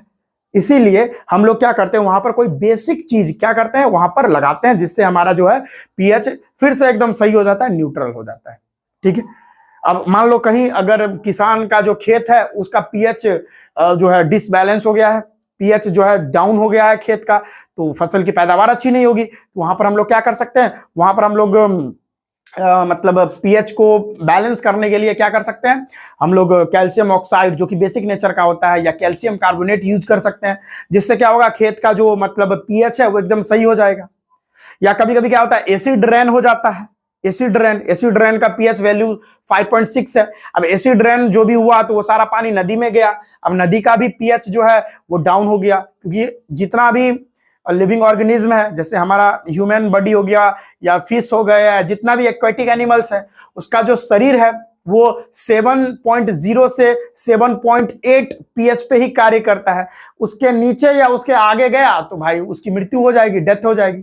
इसीलिए एसिड रेन होता है। तो रिजर्वायर में, वाटर में, मतलब नदी पोखर जो हो गया, पॉन्ड्स वगैरह, उसमें जो है मतलब वो वर्षा वाला पानी जाता है, एसिड वाला पानी जाता है, जिससे उसका पीएच लो हो जाता है और मछली वगैरह मरने लगता है। तो वहां पर उस पीएच को बैलेंस करने के लिए हम लोग कैल्शियम कार्बोनेट हम लोग डाल सकते हैं, उसका पाउडर डाल सकते हैं, जिससे पीएच बैलेंस हो जाए। तो ये सब आपको क्वेश्चन आ सकता है, जिसको एक बार ध्यान से देख लेना। पढ़ लेना ये topic, important of pH in our daily life, ठीक है। या हम सुबह में अगर कोई भी, हम तो करते हैं भाई, सुबह में कोई भी अगर ब्रश नहीं कर रहा है तो उसके माउथ में क्या होता है, बैक्टीरिया एसिड फॉर्म कर देता है, तो मुंह का पीएच डाउन हो गया, तो उसका जो है, जो हमारा कैल्शियम फॉस्फेट, दांत का जो एनामल है वो कैल्शियम फॉस्फेट से मिलके बना है, तो भाई दांत खराब होने लगेगा, दांत कोरोड होने लगेगा, तो उस जगह पे हम लोग टूथपेस्ट करते हैं। टूथपेस्ट होता है बेसिक नेचर का और उसका पीएच वैल्यू 9 के अप्रॉक्स में होता है टूथपेस्ट का, तो हम लोग को टूथपेस्ट करना चाहिए जिससे जो एसिड बैक्टीरिया फॉर्म किया है हमारे माउथ में तो वो बैलेंस हो जाएगा। तो ये सारा आपको आना चाहिए, इस तरह का सवाल आता है, तो ये टॉपिक आप जरूर पढ़ लेना, important of pH in our everyday life, ठीक है। एनसीईआरटी से पढ़ लेना, ठीक है। बस नॉर्मली ये चैप्टर कंप्लीट हो गया, नोट कर लो भाई, जितना नोट करना है कर लो, ठीक है। ये चैप्टर कंप्लीट। तो अब हम चैप्टर 3 स्टार्ट कर रहे हैं, जो कि हमारा मेटल्स है, नॉन मेटल्स है। अगर अभी तक मेरे साथ आप बने हुए हैं तो मौज है आपका भाई। चलिए, मेटल्स और नॉन मेटल में सबसे पहले ना हम लोग केमिकल प्रॉपर्टीज देखने वाले हैं। केमिकल प्रॉपर्टीज ऑफ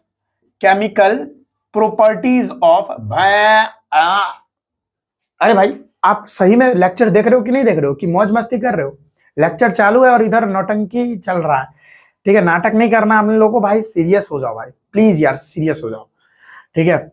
अभी अगर आप 2 घंटा मेरे को दे दिए ना, तो कसम से बता रहा हूं 25 में तो भाई आप कितने भी कमजोर हो ना, 20 तो आपका कहीं नहीं जाने वाला है नंबर, ठीक है। तो आप एकदम गौर से ध्यान से देख लो, ठीक है। फिर जो करना है उसके बाद करते रहना यार, एग्जाम हो जाएगा फिर तो आपका मौज ही है ना। चलिए आइए देखते हैं chemical properties of non metals. Non metals important नहीं है। केमिकल प्रॉपर्टीज ऑफ मेटल्स का केमिकल प्रॉपर्टीज भाई आपको याद होना चाहिए। सबसे पहले मैं आपको बता दूं कि ऐसे लिख देता हूं कि अगर मतलब अगर मेटल का रिएक्शन ऑक्सीजन के साथ होता है तो क्या होगा। तो अगर मेटल का रिएक्शन ऑक्सीजन के साथ होता है तो मेटल का ऑक्साइड बनता है। क्या बनता है?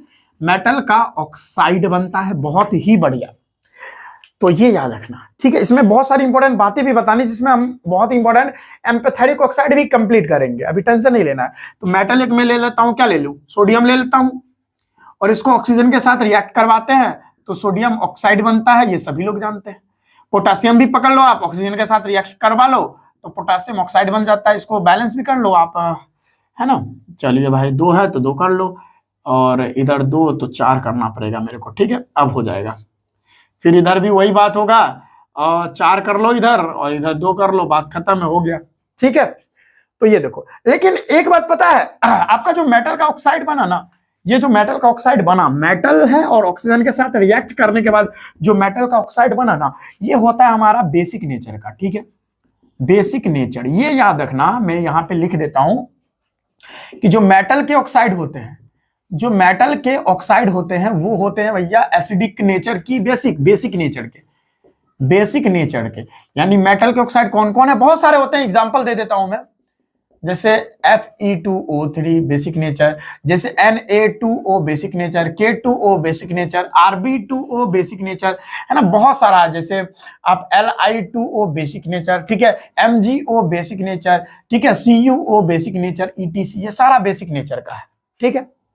अब जैसे अगला हमारा मेटल ऑक्साइड हो गया, उसके बाद नॉन मेटल का जो ऑक्साइड होगा ना, ये याद रखना आप, नॉन मेटल का जो ऑक्साइड बनेगा वो भैया एसिडिक नेचर का होगा। कैसा नेचर होगा उसका?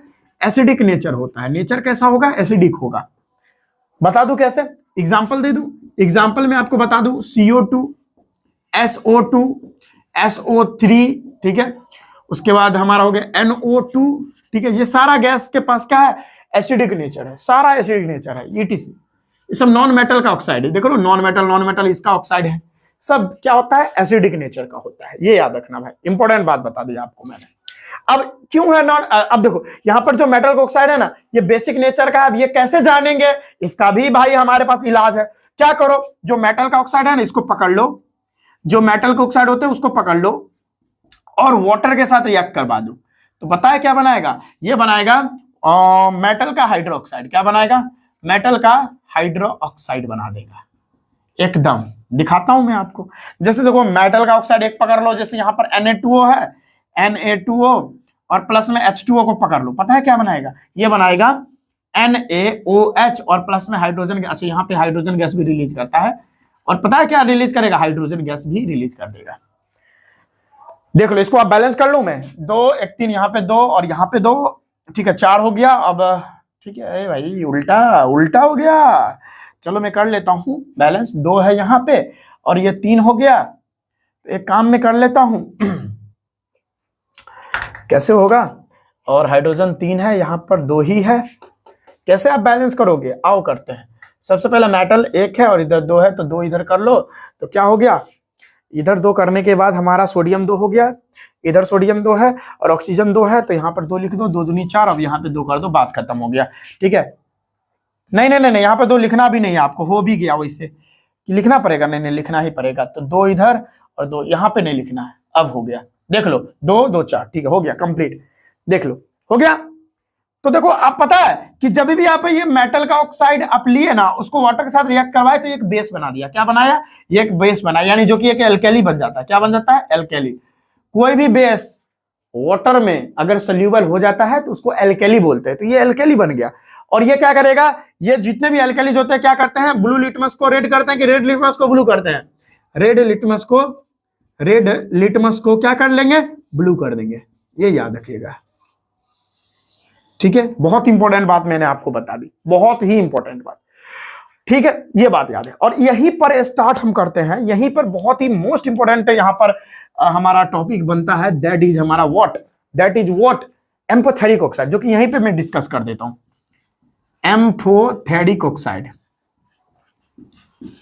क्या होता है? एम्फोथेरिक ऑक्साइड, देखो भाई, अभी मैंने आपको जस्ट बताया कि जो हमारे मेटल के ऑक्साइड होते हैं वो हमेशा बेसिक नेचर के होते हैं, लेकिन भाई रुक जाइए, कुछ मेटल ऑक्साइड ऐसे भी होते हैं जो एसिडिक नेचर भी शो करते हैं और बेसिक नेचर भी शो करते हैं, और उसी को एम्फोथेरिक ऑक्साइड बोलते हैं। यानी मैं इसको लिखूंगा, such oxides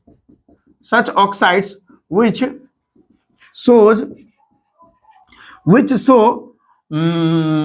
show acidic as well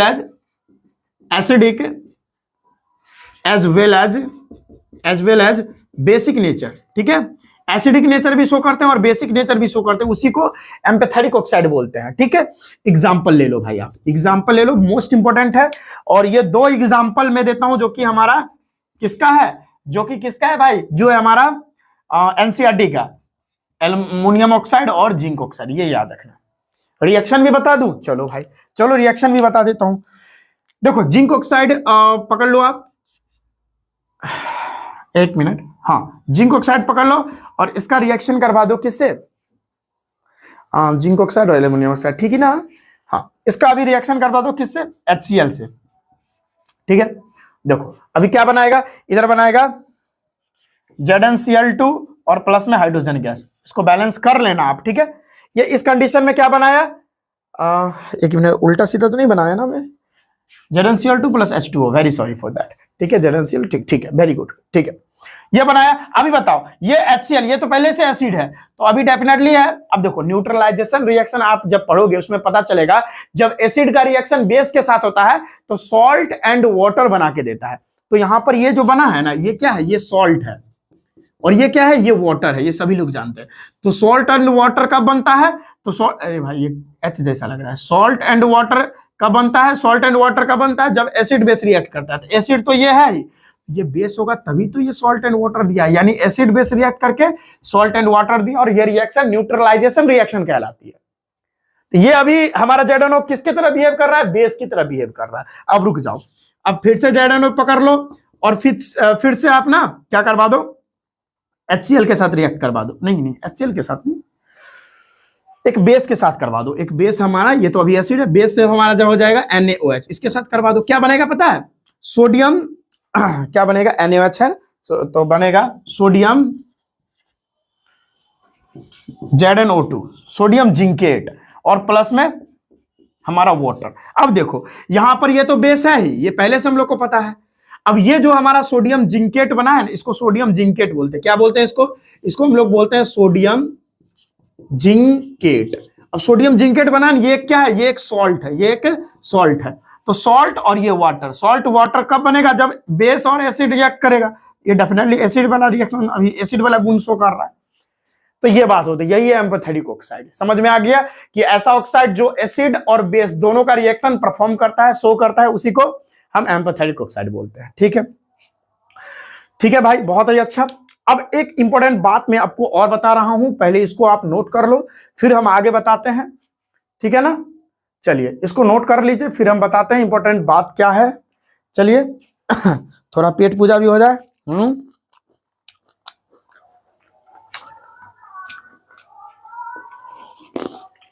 चलिए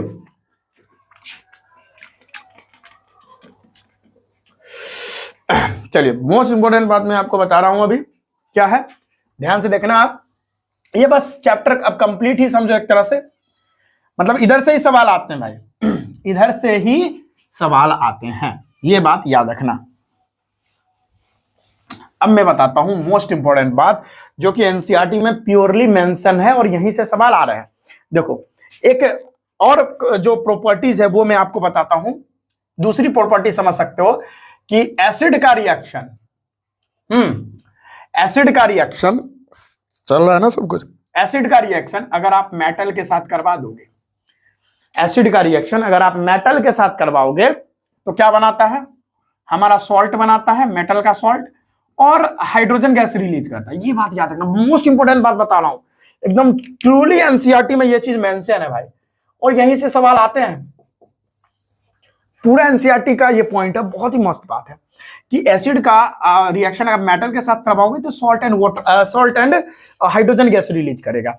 और एग्जांपल भी बता रखा है, क्या मैं बता देता हूं। चलो, एसिड में पकड़ लूं HCl, नहीं बार बार HCl पकड़ूंगा, नहीं पकड़ूंगा, अभी H2SO4 पकड़ लूंगा, और अभी मेटल क्या रख लूं, जिंक रख लेता हूं। ठीक है, अभी क्या बनाएगा, सभी लोग जानते हैं कि जिंक जो है ये SO4 के साथ मिलेगा, यानी क्यों क्या करेगा, ये जिंक जो है हाइड्रोजन को डिस्प्लेस कर देगा, क्योंकि जिंक ज्यादा रिएक्टिव है, तो बनाएगा क्या, ZnSO4 और प्लस में हाइड्रोजन को बाहर कर देगा। तो इस कंडीशन में क्या हुआ, इस कंडीशन में यहां पर हाइड्रोजन गैस रिलीज हो गया। लेकिन यहां पर एक समस्या बा भाई, कि अगर आप सुनो, मैं लिखूंगा बट इन केस ऑफ, लिखूंगा मैं but in case of, but in case of concentrated HNO3, concentrated nitric acid, इसको क्या बोलते हैं, नाइट्रिक एसिड, नाइट्रिक एसिड। लेकिन in case of nitric acid,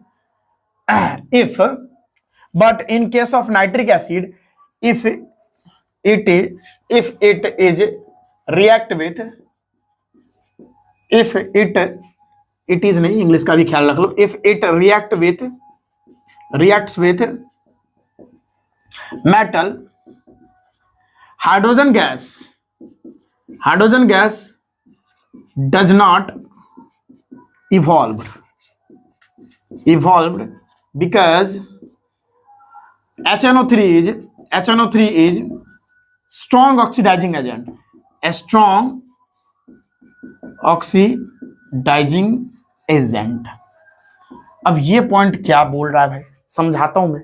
मतलब क्या कि हमारा जो कोई भी मेटल के साथ आप HNO3 का रिएक्शन करवा दोगे, तो अगर आप कोई भी मेटल के साथ HNO3 का रिएक्शन करवाओगे तो हाइड्रोजन गैस रिलीज नहीं होगी। लेकिन यहां पर तो मैं बोला हूं कि कोई भी एसिड मेटल के साथ रिएक्ट करेगा तो हाइड्रोजन गैस रिलीज होगी, लेकिन यहां नहीं होगा। क्या होता है, वाटर रिलीज होता है। जैसे क्या रख लो आप, जैसे कोई भी बात रख लो, क्या रखोगे, जैसे एल्युमिनियम ले लो और इसका रिएक्शन HNO3 के साथ करवाओ भाई, देखो होगा क्या। यहां पर क्या होता है, देखो हमारा HNO3 जो होता है ना, ये स्ट्रॉन्ग ऑक्सीडाइजिंग एजेंट है। क्या है, this is a strong oxidising agent, strong oxidising agent होता है। ये स्ट्रॉन्ग ऑक्सीडाइजिंग एजेंट होने के कारण ये क्या करेगा, देखो ये आपको यहां पर तो सॉल्ट बनाएगा ही, क्या बनाएगा, aluminium nitrate, aluminium nitrate AlNO3 का होल थ्राइस, यही होगा एल्युमिनियम नाइट्रेट, यही होगा ना, जल्दी बताओ, हाँ यही होगा AlNO3 का होल थ्राइस। ठीक है, एल्युमिनियम, इसका वैलेंसी 3 है तो इधर चला गया एल्युमिनियम नाइट्रेट। ठीक है, ये सही है, हाँ ठीक है, ये एल्युमिनियम नाइट्रेट, और प्लस में आपका हाइड्रोजन गैस बनेगा नहीं।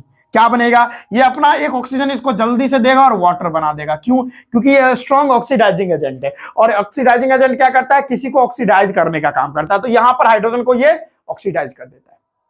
ठीक है, ये बात याद रखना और मेंशन करा है पूरा एनसीईआरटी में।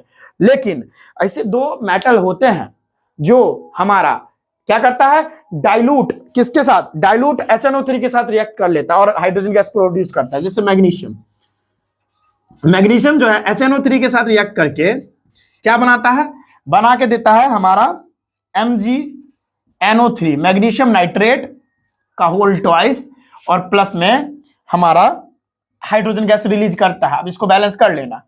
उसके बाद मैग्नीज भी करता है, मैग्नीज भी कर लेगा।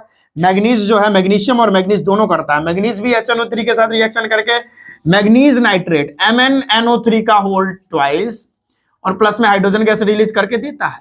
भाई ये एनसीईआरटी का बहुत ही मस्त बात है जो कि आपको याद होना चाहिए। ये मोस्ट वीवीआई और मोस्ट इंपोर्टेंट आप कह सकते हो, मोस्ट इंपोर्टेंट यहाँ पे टॉपिक था जो कि मैंने आपको कवर करवा दिया। ठीक है, इसको नोट कर लो भाई, और अगर आप इतना कर लेते हो तो बहुत अच्छा है। कुछ टॉपिक्स और रह गए हैं जो मैं आपको बता दे रहा हूं। ठीक है, चलो भाई इसको नोट कर लो आप। चलो चलो मैं अब इस इधर मिटा देता हूं और कुछ टॉपिक्स को और डिस्कस कर लेता हूं। ठीक है, बहुत ही बढ़िया भाई, आज कंप्लीट करके ही मानेंगे अपना लोग, टेंशन नहीं लेना है, पूरा कवर कर लेंगे, पूरा, जी हाँ पूरा, देखते रहना भाई। चलो भाई, अब हम क्या बात करेंगे, अब देखो मोस्ट इंपोर्टेंट चीज के बारे में बात करने वाला हूं, formation of ionic compound, ionic and covalent compound. देखो फॉर्मेशन ऑफ, मैं हेडिंग डालूंगा, फॉर्मेशन ऑफ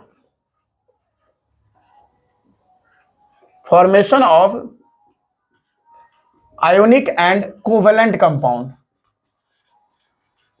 कोवेलेंट कंपाउंड्स। ये भी यहां से भी सवाल आ रहा है, बहुत ही ज्यादा ही सवाल आ रहे हैं। देखो कैसे होगा, देखो ध्यान से देखना। पहला कुछ कुछ को आपको फॉर्म करना आना चाहिए, जैसे NaCl का, दूसरा आपका CO2 का, तीसरा आपका मीथेन का CH4 का, चौथा आपका बेंजीन का C6H6 होता है, और पांचवा आपका हो गया किसका, पांचवा हो गया आप कर लो, किसका कर लो आप, बेंजीन हो गया ना, अब C6H6 का कर लो, सॉरी C6H6 तो है ही, क्या कर लो, C5H10 का कर लो, साइक्लोपेंटेन का कर लो। ये सारा क्वेश्चन आता है, आओ करते हैं। पहले NaCl का करो। NaCl तो बहुत इजी है, लब्बू सा है, Na है, और इसके आउटर मोस्ट में 1 इलेक्ट्रॉन, और क्लोरीन है उसके आउटर मोस्ट में 2 2 4 2 6 और 1 7 इलेक्ट्रॉन। क्या होगा, ये 1 इलेक्ट्रॉन क्या करेगा, ट्रांसफर कर देगा, क्या करेगा, 1 इलेक्ट्रॉन ट्रांसफर कर देगा, तो क्या बनेगा, सोडियम जो है 1 इलेक्ट्रॉन ट्रांसफर कर दिया तो इस पर पॉजिटिव चार्ज आ गया, और यहां पर क्या होगा, क्लोरीन 1 2 3 4 5 6 7 8 और इस पर निगेटिव चार्ज, तो ये क्या बन गया, ये बन गया Na पॉजिटिव और Cl इस तरह से निगेटिव, इस तरह से बन जाता है। इसी तरह से फॉर्मेशन होता है आयनिक कंपाउंड का, है ना, कोई प्रॉब्लम नहीं।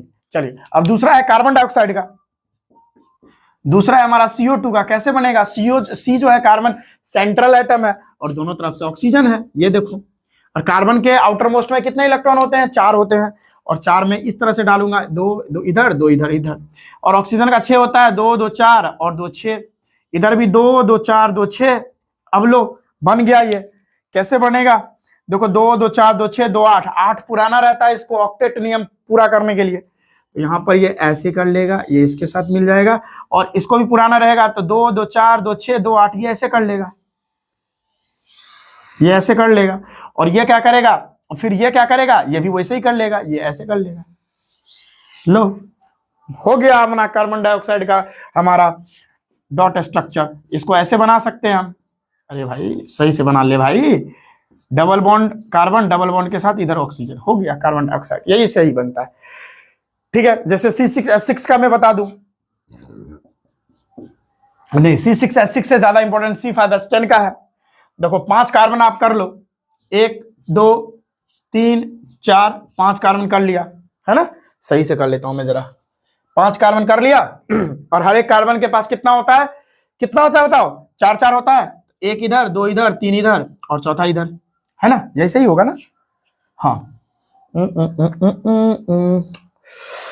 हाँ ठीक है, 1 2 3 4, फिर से 1 2 3 और 3 4, 1 2 3 और यहां पे 4, उसी तरह से 1 2 3, इससे मिलने के लिए 3 और ये 4। ठीक है, अब कर लो भाई, यहां से देखो ये ऐसे मिलेगा, ये ऐसे मिलेगा और ये ऐसे मिल जाएगा, और ये यहाँ पे है तो ये ऐसे मिल जाएगा और ये ऐसे मिल जाएगा, और इधर इधर जो है पूरा हाइड्रोजन है, ये देखो हाइड्रोजन है ना, इधर भी हाइड्रोजन, ठीक है, इधर भी हाइड्रोजन, जहां जहां पर छूटा हुआ है यहाँ पे हाइड्रोजन डाल दो, यहाँ पे हाइड्रोजन, यहाँ पे हाइड्रोजन, यहाँ पे हाइड्रोजन, ठीक है, हो गया।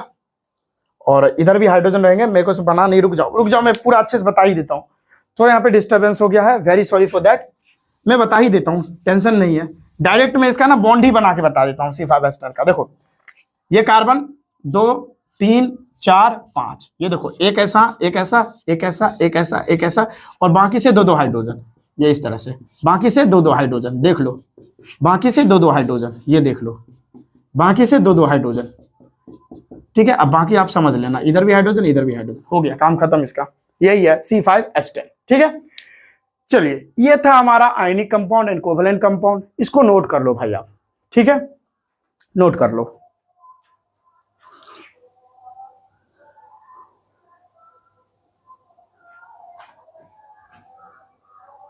तो चलिए स्टूडेंट्स, अब हम बात करते हैं carbon and its compound chapter की, चैप्टर 4, जो कि मोस्ट इंपोर्टेंट है, और इसमें आपको क्या क्या चीज पढ़ना है और सारा कुछ मैं बताने वाला हूं। देखो सबसे पहले ना आपको ना कार्बन के 2 प्रॉपर्टीज के बारे में आपको पढ़ना है, ठीक है। एक है भैया कैटिनेशन, क्या है, एक है कैटिनेशन, और दूसरा प्रॉपर्टी है आपका टेट्रावैलेंसी, क्या है, टेट्रावैलेंसी।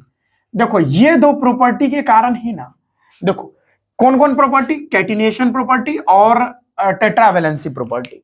देखो कैटिनेशन क्या होता है, कैटिनेशन होता है, देखो और सुन लो भाई, ये जो चैप्टर है ना सबको लगता है कि बहुत ही हार्ड है कुछ नहीं, देखो मैं बता रहा हूं, देखो कैटिनेशन प्रॉपर्टी क्या होता है कि सेल्फ लिंकिंग प्रॉपर्टी होता है कार्बन का, self linking properties of carbon, ये कार्बन की क्या होती है, सेल्फ लिंकिंग प्रॉपर्टी होती है। टेट्रावैलेंसी का मतलब होता है, टेट्रा मतलब होता है 4, और वैलेंसी मतलब होता है, वैलेंसी मतलब क्या, टेट्रावैलेंसी यानी 4 वैलेंसी होना चाहिए। मतलब देखो कार्बन के पास 2 प्रॉपर्टी है, कैटिनेशन और टेट्रावैलेंसी, वैसे तो और भी होता है, पॉलीमराइजेशन भी होता है, लेकिन वो अपने सिलेबस में है नहीं। तो कैटिनेशन और टेट्रावैलेंसी, तो कैटिनेशन मतलब क्या, कार्बन खुद से खुद में जुड़ेगा, कैसे, ऐसे देखो कार्बन खुद से खुद में बहुत ही लंबे चेन की तरह इस तरह से जुड़ सकता है, ठीक है। और कार्बन की वैलेंसी कितनी होती है, 4, वही बोल रहा है, कार्बन का दूसरा प्रॉपर्टी है टेट्रावैलेंसी, यानी उसकी वैलेंसी 4 होगी। कार्बन की वैलेंसी अगर 4 होगी तो वो 4 बॉन्ड भी बनाएगा, ये याद रखो, जितनी वैलेंसी उतनी बॉन्ड, ठीक है, जितनी वैलेंसी उतनी बॉन्ड, तो कार्बन की वैलेंसी 4, तो बॉन्ड भी कितने, 4। तो देखो अभी ये कार्बन कितना बॉन्ड कंप्लीट कर चुका है, 1 बॉन्ड, तो ये 4 बॉन्ड और कंप्लीट करेगा, 2 3 4, इसमें कार्बन या और भी कुछ जुड़ सकते हैं, कार्बन या कुछ और भी जुड़ सकते हैं। अब देखो ये कार्बन की कितनी वैलेंसी कंप्लीट हुई है, 1 वैलेंसी, तो ये 4 और वैलेंसी कंप्लीट करेगा, 4 बॉन्ड और बना देगा, फिर इससे कार्बन इससे कार्बन इससे कार्बन जुड़ जाएगा। तो देख रहे हो ये 2 प्रॉपर्टी के कारण कार्बन बहुत ही ह्यूज नंबर में जो है कंपाउंड्स फॉर्म कर रहे हैं। ये क्वेश्चन भी 2 नंबर में आता है, ये क्वेश्चन 2 नंबर में आता है भाई, ठीक है। तो ये 2 प्रॉपर्टी के कारण कार्बन बहुत ही ह्यूज नंबर ऑफ कंपाउंड्स बनाते हैं, ठीक है, ये बात याद रखना। चलिए ये हो गया हमारा कैटिनेशन प्रॉपर्टी। अब आगे हम बात करते हैं ना, जो कि हाइड्रोकार्बन में ना आपको क्या करना है, देखो हाइड्रोकार्बन तो इससे ज्यादा इंपॉर्टेंट नहीं है, लेकिन फिर भी इससे बहुत सारे क्वेश्चन आ जाते हैं। तो हाइड्रोकार्बन हम IUPAC नोमेनक्लेचर आपको बताना चाहेंगे, IUPAC नोमेनक्लेचर, ये तो बहुत ही इंपॉर्टेंट है और ये सभी लोग को जानना ही चाहिए था। IUPAC नोमेनक्लेचर, नाम जो लिखते हैं ना उसी को बोलते हैं IUPAC नोमेनक्लेचर। देखो हाइड्रोकार्बन का हम IUPAC नोमेनक्लेचर करते हैं, जिसमें आपको क्या करना पड़ता है, अगर 1 कार्बन रहे तो उसको मेथ पढ़ना पड़ता है, 2 कार्बन रहे तो एथ पढ़ना पड़ता है, 3 कार्बन रहे तो प्रॉप, है ना, 4 कार्बन रहे तो ब्यूट, 5 कार्बन रहे तो पेंट, 6 कार्बन रहे तो हेक्स, 7 कार्बन रहे तो ऑक्ट, सॉरी हेप्ट ना, 6 कार्बन के लिए हेक्स और 7 के लिए हेप्ट, 8 कार्बन के लिए ऑक्ट, 9 कार्बन के लिए नॉन, 10 कार्बन के लिए डेक, 11 के लिए डूडेक, ट्राइडेक, टेट्राडेक, पेंटाडेक, इस तरह से जा सकता है। ये कॉस्ट तक बहुत जितना आप जा सकते हो, लेकिन 10 तक से ज्यादा नहीं आता। अगर कार्बन कार्बन के बीच में सिंगल बॉन्ड रहे तो उसके लास्ट में ENE लगाना, ANE लगाना है। कार्बन कार्बन के बीच में डबल बॉन्ड रहे तो ENE लगाना है, और कार्बन कार्बन के बीच में ट्रिपल बॉन्ड रहे तो YNE लगाना है। ठीक है, अब सुनो, जेन्युइनली सुनो, अगर कंपाउंड आपके पास आ गया carbon carbon carbon carbon, hydrogen लगा दो, एक वैलेंसी कंप्लीट है, 3 हाइड्रोजन लग जाएगा। 2 वैलेंसी कंप्लीट है, 2 हाइड्रोजन लगेगा। 1 वैलेंसी कंप्लीट है, 2 हाइड्रोजन, 2 वैलेंसी कंप्लीट है, 2, और 1 वैलेंसी कंप्लीट है, 3 हाइड्रोजन। अब तुम गिनो इसमें कितने कार्बन है, 1 2 3 4, 4 कार्बन है। तो 4 कार्बन अगर रहे तो हम क्या पढ़ते हैं, ब्यूट, तो इसको हम नॉर्मली BUT ब्यूट पढ़ेंगे। अब कार्बन और कार्बन के बीच में कितने बॉन्ड है, सिंगल बॉन्ड है। तो अगर कार्बन और कार्बन के बीच में सिंगल बॉन्ड रहे तो क्या लगाएंगे, ANE लगाएंगे। तो इसको क्या बोलेंगे, ब्यूटेन। क्या बोलेंगे, ब्यूटेन, नॉर्मली ब्यूटेन। दूसरा नंबर क्वेश्चन, थोड़ा हम बढ़ाते जाते हैं लेवल, 1 2 3 4 5 ठीक है, और इसमें मैं डबल बॉन्ड यहां डाल देता हूं और एक यहां डाल देता हूं। ठीक है, चलो अब इसका नाम करते हैं। तो 1 वैलेंसी कंप्लीट है, 3 हाइड्रोजन, 1 वैलेंसी कंप्लीट है, 1 हाइड्रोजन, 3 कंप्लीट है, 1 हाइड्रोजन, 3 कंप्लीट है, 1 हाइड्रोजन, 3 कंप्लीट है, 1 हाइड्रोजन, 2 कंप्लीट है, 2 हाइड्रोजन, हो गया। अब इसका देखो नेमिंग करो। अब देखो 2 2 आ गया हमारा, 2 2 डबल बॉन्ड आ गया। तो क्या करेंगे, जिधर से डबल बॉन्ड नजदीक पड़ेगा उधर से ही नंबरिंग करनी है। नजदीक तो इधर से ही पड़ रहा है, इधर एक बार में आ रहा है, और इधर से चलेंगे तो 1 2 बार में आएगा। इधर से चलो 1 2 3 4 5, और डबल बॉन्ड कितना नंबर पोजीशन पे है वो भी दिखाना पड़ेगा। तो सबसे पहले तो कार्बन कितना है, 5 है, और 5 के लिए हम क्या यूज करते हैं, पेंट। तो लिख देंगे PNT, पेंट। कितना कितना नंबर पे डबल बॉन्ड है, एक डबल बॉन्ड फर्स्ट नंबर पे है तो लिखेंगे 1, एक और है थर्ड नंबर पे तो लिखेंगे 3, और इसके लिए हम लिखेंगे डाई, 2 2 है तो डाई, और क्या है, और डबल बॉन्ड रहे तो क्या लगाते हैं, ENE लास्ट में, तो लगा देंगे ENE। ठीक है, फिर उसी तरह से तीसरा नंबर में बता देता हूं, carbon carbon carbon carbon carbon, और ट्रिपल बॉन्ड रहे तो किधर से चलेंगे, इधर से चलेंगे, किधर से चलेंगे, हाइड्रोजन अभी मैंने नहीं लगाया है, आप लगा भी सकते हो, कोई दिक्कत नहीं है। किधर से डबल बॉन्ड या ट्रिपल बॉन्ड नजदीक पड़ रहा है, इधर से, तो इधर से हम चलेंगे 1 2 3 4 5। क्या नाम होगा इसका, ठीक है, इसका नाम होगा, 5 कार्बन है तो पेंट। ठीक है, और कितना नंबर पे ट्रिपल बॉन्ड है, सेकंड नंबर पे है, तो सेकंड पे YNE लगाते हैं, क्योंकि अगर ट्रिपल बॉन्ड रहे कार्बन कार्बन के बीच में तो YNE लगाते हैं, सिंपल। ठीक है, अब देखिए क्वेश्चन इस तरह से भी आ सकता है, लेकिन ज्यादातर जानते हो क्या आता है, ये नहीं आता। अब आता क्या है वो मैं बताता हूं, ऐसे आता है। इसको मैं मिटा दूं जरा, इसको मैं मिटा दूं। आई होप आपने इसको नोट कर लिया होगा। चलो नोट कर लिया होगा तो बहुत ही बढ़िया है। चलिए, नोट नहीं किए तो पीछे जाके नोट कर लीजिए, कोई समस्या नहीं है ना। नोट का जरूर करिएगा, क्योंकि आप तुरंत अभी आपको रिवाइज करना है ना, अभी आपका समय जो चल रहा है वो रिवाइज करना है, आपको तो करना ही पड़ेगा। अब जैसे ब्रांचिंग वाला जो है, इस तरह से आपको क्वेश्चन पूछेगा, कार्बन कार्बन कार्बन और नीचे और ऊपर लटक रहा है ये वाला, या कार्बन कार्बन कार्बन ये नीचे लटक रहा है ये वाला, ये दूसरा हो गया। तीसरा, कार्बन कार्बन कार्बन कार्बन ये एक और ये एक, ये वाला नहीं तो ये वाला, कार्बन कार्बन कार्बन कार्बन ये एक और ये एक। चलो ये वाला पूछ लेगा तो आप कैसे करोगे, आओ पहले हाइड्रोजन लगा लेते हैं। इसमें 3 हाइड्रोजन इधर लगेगा, 3 हाइड्रोजन इधर लगेगा, 3 हाइड्रोजन, आप नहीं भी हाइड्रोजन लिखोगे कोई बात नहीं है, 1 हाइड्रोजन इधर, इधर 3 हाइड्रोजन, इधर भी 3 हाइड्रोजन, इधर भी 3 हाइड्रोजन, इधर भी 3 हाइड्रोजन। देखो मैं हाइड्रोजन कैसे लगा रहा हूं पता है, एक ही बॉन्ड कंप्लीट है ना, तो 3 और बॉन्ड बन सकता है जिससे हाइड्रोजन लग जाएगा, ये बात याद रखो भाई। एक बॉन्ड कंप्लीट है 3 हाइड्रोजन। अब देखो यहाँ पर 2 बॉन्ड कंप्लीट है तो 2 हाइड्रोजन, 2 कंप्लीट है यहाँ नहीं, 3 कंप्लीट है तो 1 ही हाइड्रोजन, 1 बॉन्ड कंप्लीट है 3 हाइड्रोजन, 1 कंप्लीट है 3 हाइड्रोजन, 1 कंप्लीट है 3 हाइड्रोजन। इधर भी कर लो, 3 हाइड्रोजन इधर, 3 हाइड्रोजन इधर, 3 इधर, और इधर देखो चारों कंप्लीट है। यहाँ पर देखो 1 2 3 4 चारों कंप्लीट है, नहीं पड़ेगा हाइड्रोजन, इधर 2 और यहाँ 3। ठीक है, अब इसका नाम लिखो। नाम कब लिखते हैं, देखो यहाँ पर जो देखो पहले, सबसे पहले आपको मेन चेन खोजनी पड़ेगी, कार्बन की सबसे लंबी चेन खोजनी पड़ेगी। और कार्बन की सबसे लंबी चेन क्या है, यही तो है, सीधी वाली, टेढ़ी वाली भी हो सकती है, लेकिन मैं सीधा ले लिया। तो ये है लंबा चेन। लंबा चेन में कितना कार्बन है, 1 2 3, लंबा चेन में 3 कार्बन है। और जो चीज लंबा कार्बन चेन में नहीं आया, जैसे ये देखो, ये तो नहीं आया लंबा चेन में, और ये भी नहीं आया, इसको क्या बोलते हैं, इसको बोलते हैं सब्स्टिट्यूएंट। क्या बोलते हैं, सब्स्टिट्यूएंट। ठीक है, इसको भी और इसको भी सब्स्टिट्यूएंट बोलते हैं, ठीक है, दोनों को। अब सब्स्टिट्यूएंट का नाम हमेशा हम सबसे पहले लिखते हैं और पोजीशन के साथ, और नंबरिंग हम उधर से करते हैं जिधर से double bond, triple bond, substituent, इसका पोजीशन सबसे नजदीक पड़े। अभी 2-4 करवा देंगे तो आपको आ जाएगा। तो नंबरिंग करते हैं 1 2 3, इधर से भी करोगे तो 2 ही नंबर पे सब्स्टिट्यूएंट पड़ेगा और इधर से भी करोगे तो वही होगा बात, ठीक है। तो कितना नंबर पे सब्स्टिट्यूएंट है, और सब्स्टिट्यूएंट का नाम सबसे पहले लिखा जाता है। नाम अगर आप लिखोगे तो सब्स्टिट्यूएंट का नाम सबसे पहले। तो कितने नंबर में सब्स्टिट्यूएंट है, सेकंड नंबर में है। 2 सब्स्टिट्यूएंट है ऊपर और नीचे। और देखो सब्स्टिट्यूएंट का नाम देखो यहां पर क्या है, CH3 है। CH3 अगर सब्स्टिट्यूएंट रहे तो इसको मिथाइल बोलते हैं, याद रखना। C2H5 रहे तो इथाइल बोलते हैं, ये सब याद रखना। Cl रहे तो क्लोराइड बोलते हैं, ठीक है। Br रहे तो ब्रोमाइड बोलते हैं, इससे ज्यादा नहीं आता है, BROMID ब्रोमाइड, ठीक है, इससे ज्यादा नहीं आता। तो सेकंड नंबर पे 2 मिथाइल है तो लिखेंगे 2,2, और 2 मिथाइल है तो डाई मिथाइल, ठीक है, डाई मिथाइल। उसके बाद कितना कार्बन है मेन चेन में, 3 कार्बन है तो लिखेंगे 3 कार्बन के लिए क्या यूज करते हैं, प्रोप, 3 कार्बन के लिए प्रोप। और कार्बन के बीच में कैसा बॉन्डिंग है, सिंगल बॉन्ड है तो ANE लगा देंगे, सिंपल। अब इधर आ जाओ, इधर किधर से करोगे, इधर से 1 2 3, इधर से भी करोगे तो वही बात, इधर से भी करोगे तो वही बात। सेकंड नंबर में ही सब्स्टिट्यूएंट आ रहा है, क्या नाम है, सेकंड नंबर में सब्स्टिट्यूएंट है। तो कौन सा सब्स्टिट्यूएंट है, CH3 के लिए क्या पढ़ते हैं, मिथाइल।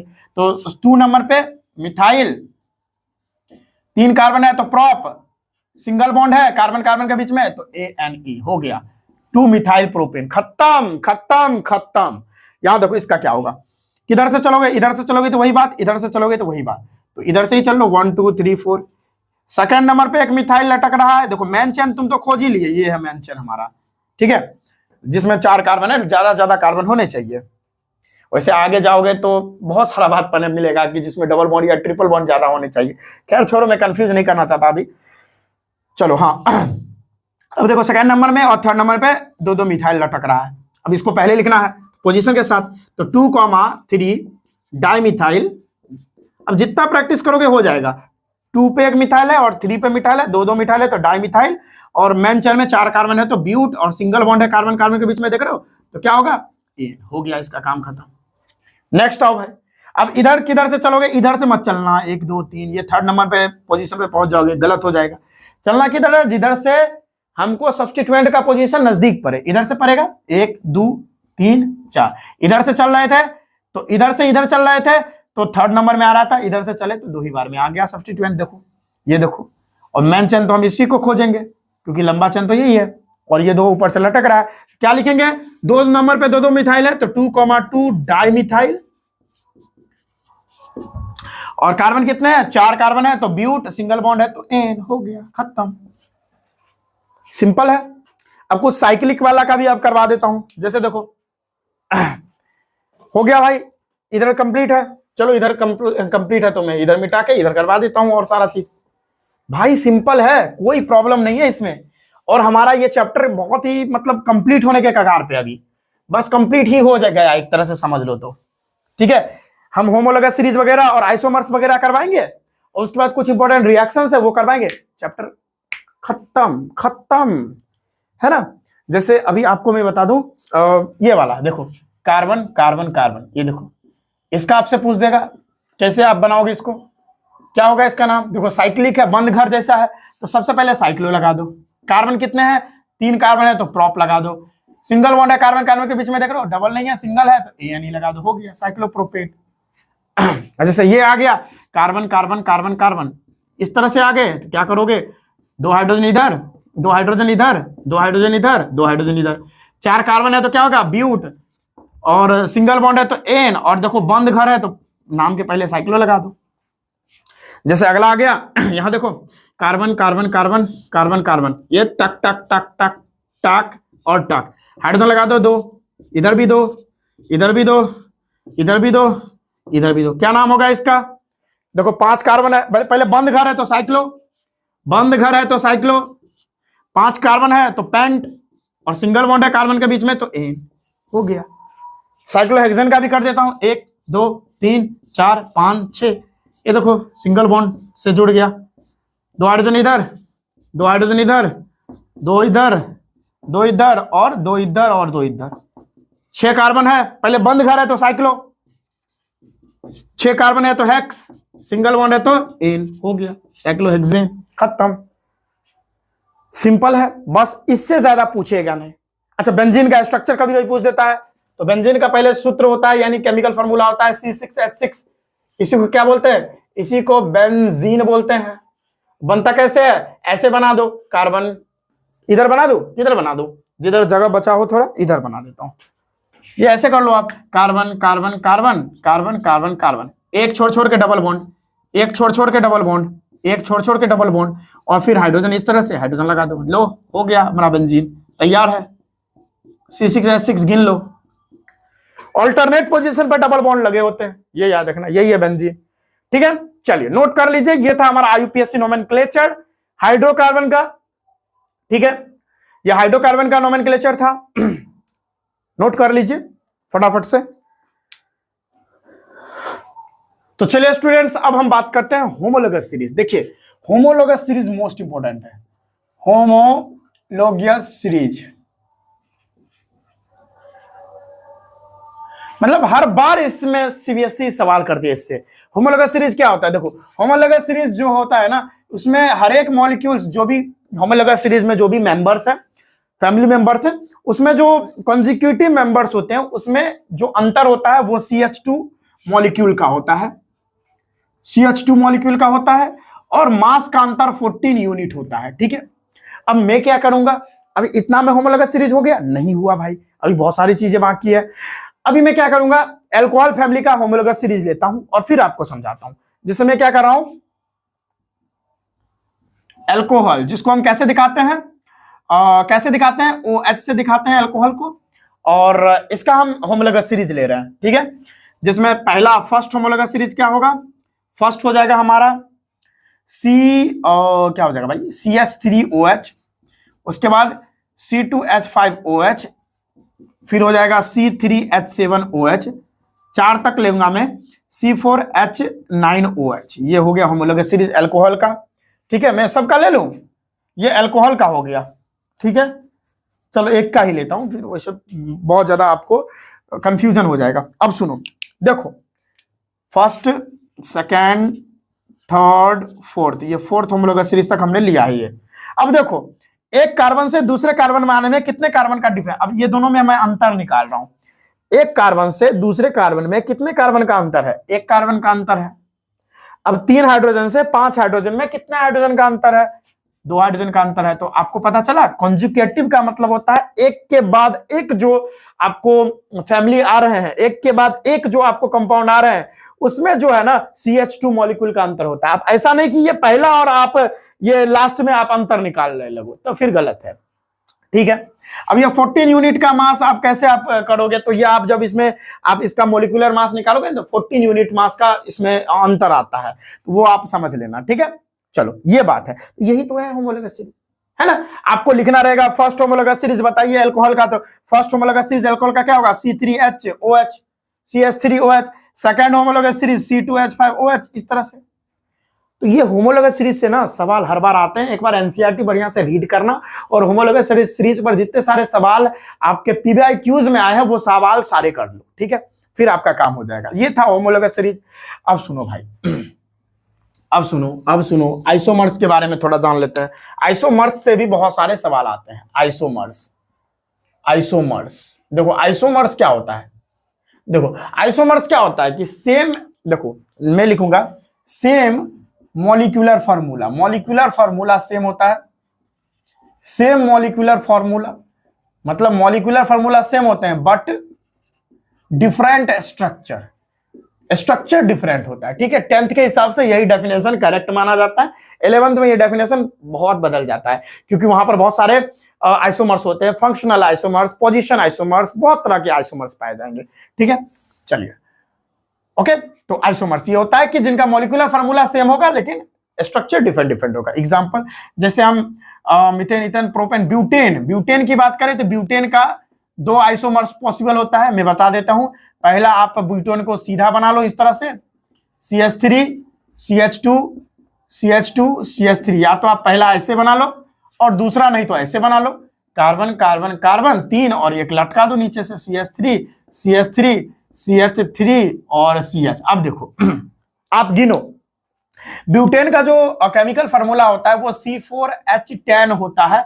आप देखो कि ये दोनों का जो मॉलिक्यूलर फार्मूला होगा वो C4H10 ही होगा। देखो कार्बन कितना है 1 2 3 4, तो क्या हो गया C4। हाइड्रोजन कितना है 3 2 5 2 7 2 3 10, C4H10 इसका जो है क्या आ गया मॉलिक्यूलर फार्मूला हो गया। इसका भी देख लो 1 2 3 4 C4 और हाइड्रोजन 3 3 6 3 9 और 1 10, C4H10 इसका भी आ गया। यानी मॉलिक्यूलर फार्मूला दोनों का क्या है सेम है, मॉलिक्यूलर फार्मूला दोनों का सेम है, लेकिन स्ट्रक्चर दोनों का अलग अलग हो गया। देखिए ये सीधा स्ट्रक्चर है और ये ब्रांच्ड स्ट्रक्चर है, ये बात है। तो यही आइसोमर्स कहलाता है। तो ब्यूटेन के कितने आइसोमर्स होते हैं 2 आइसोमर्स पॉसिबल होते हैं। इस तरह से पेंटेन का बोल देगा, पेंटेन का बोलेगा कितना आइसोमर्स पॉसिबल है, पेंटेन का 3 आइसोमर्स पॉसिबल होता है भाई। क्या क्या, तो पहला मैं बता देता हूं, पहला तो एक सीधा कर लो आप, पहला तो 1 2 3 4 5 ये सीधा वाला हो जाएगा। दूसरा कैसा हो जाएगा 1 2 3 4 और एक यहां से लटका दो 5, ये दूसरा हो गया। तीसरा क्या हो गया 1 2 3 और 4, एक ऊपर से एक, ऐसे कर लो। इसका नाम भी आपको पता होना चाहिए, आप नाम अभी जस्ट बताया हूं ब्रांचिंग का कैसे नाम करते हैं, तो ये भी कर लेना। ये था आइसोमर्स के बारे में, तो ये भी कर लो आप कंप्लीट। अब इतना करने के बाद ना बस अब कुछ इंपॉर्टेंट रिएक्शंस रह गए हैं, कुछ इंपॉर्टेंट रिएक्शंस अगर आप कर लेते हो, बस इतना ही अगर आप करके चले जाओ पूरा नंबर आ जाएगा आपको। ठीक है, पहले इतना नोट कर लो फिर आगे बात करते हैं। तो चलिए स्टूडेंट्स, अब कुछ इंपॉर्टेंट रिएक्शंस ही रह गए हैं, कुछ इंपॉर्टेंट रिएक्शंस है, कुछ आपको इंपॉर्टेंट रिएक्शंस याद करने हैं, बस इतना ही करना है आपको। कार्बन एंड कंपाउंड में कुछ इंपॉर्टेंट रिएक्शंस करने हैं। जैसे एक ऑक्सीडेशन रिएक्शन था हमारा, है ना, कार्बन एंड कंपाउंड में ऑक्सीडेशन रिएक्शन था, इसको आप बढ़िया से याद कर लो। क्या था इसमें, इसमें क्या था कि हमारा जो C2H5OH, इसको क्या बोलते हैं, इसको बोलते हैं इथानॉल। इसको क्या बोलते हैं भाई, इसको बोलते हैं इथानॉल। ठीक है, इथानॉल को हम क्या कर रहे थे, इथानॉल को हम कर रहे थे एसिडिफाइड पोटेशियम डाइक्रोमेट, जिसको हम बोलते हैं, ऐसे लिख देता हूं, एसिडिफाइड पोटेशियम डाइक्रोमेट K2Cr2O7। ये करने के बाद इसको हम हीट कर रहे थे, तो क्या हो रहा था, इसका ऑक्सीडेशन हो जा रहा था। क्या हो रहा था, इसका ऑक्सीडेशन हो रहा था और ये बन जा रहा था CH3COOH में बन जा रहा था, जिसको एसिटिक एसिड या इथानोइक एसिड भी बोलते हैं। इसको मैं लिख देता हूं इथानोइक एसिड। ये क्या हो रहा है, इथानोइक एसिड बन रहा है। अब यहां पर देखो हुआ क्या है, यहां पर देखिए एक ही ऑक्सीजन है और यहां पर 2 ऑक्सीजन आ गया, मतलब क्या, यहां पर ऑक्सीडेशन हुआ है। यानी ये रिएक्शन को हम क्या बोलते हैं, ऑक्सीडेशन रिएक्शन बोलते हैं। और इसको याद करना होगा आपको बढ़िया से, इसको रिएक्शन को याद कर लो। ठीक है, दूसरा रिएक्शन है हमारा हाइड्रोजिनेशन रिएक्शन, जिसको एडिशन रिएक्शन भी बोलते हैं। एडिशन रिएक्शन, एडिशन रिएक्शन ये भी याद कर लेना आप लोग, बहुत ही इंपॉर्टेंट है। इसको हाइड्रोजिनेशन भी बोलते हैं, अभी बताते हैं। इसमें क्या होता है, ध्यान से देखना आप लोग, ध्यान से देखना। इसमें कार्बन कार्बन कार्बन रहते हैं, ठीक है। अब इसमें ना ये हाइड्रोजन, ये हाइड्रोजन, अच्छा एक minute, very sorry for that, ये अनसैचुरेटेड रहता है कार्बन कार्बन। ये भैया रहता है आर, ये आर, ये आर और ये आर। ये अभी वेजिटेबल ऑयल है, क्या है, वेजिटेबल ऑयल है। ठीक है, चलिए अब हम क्या करेंगे, इसमें हाइड्रोजन को ऐड करेंगे, रिएक्शन करवाएंगे इससे।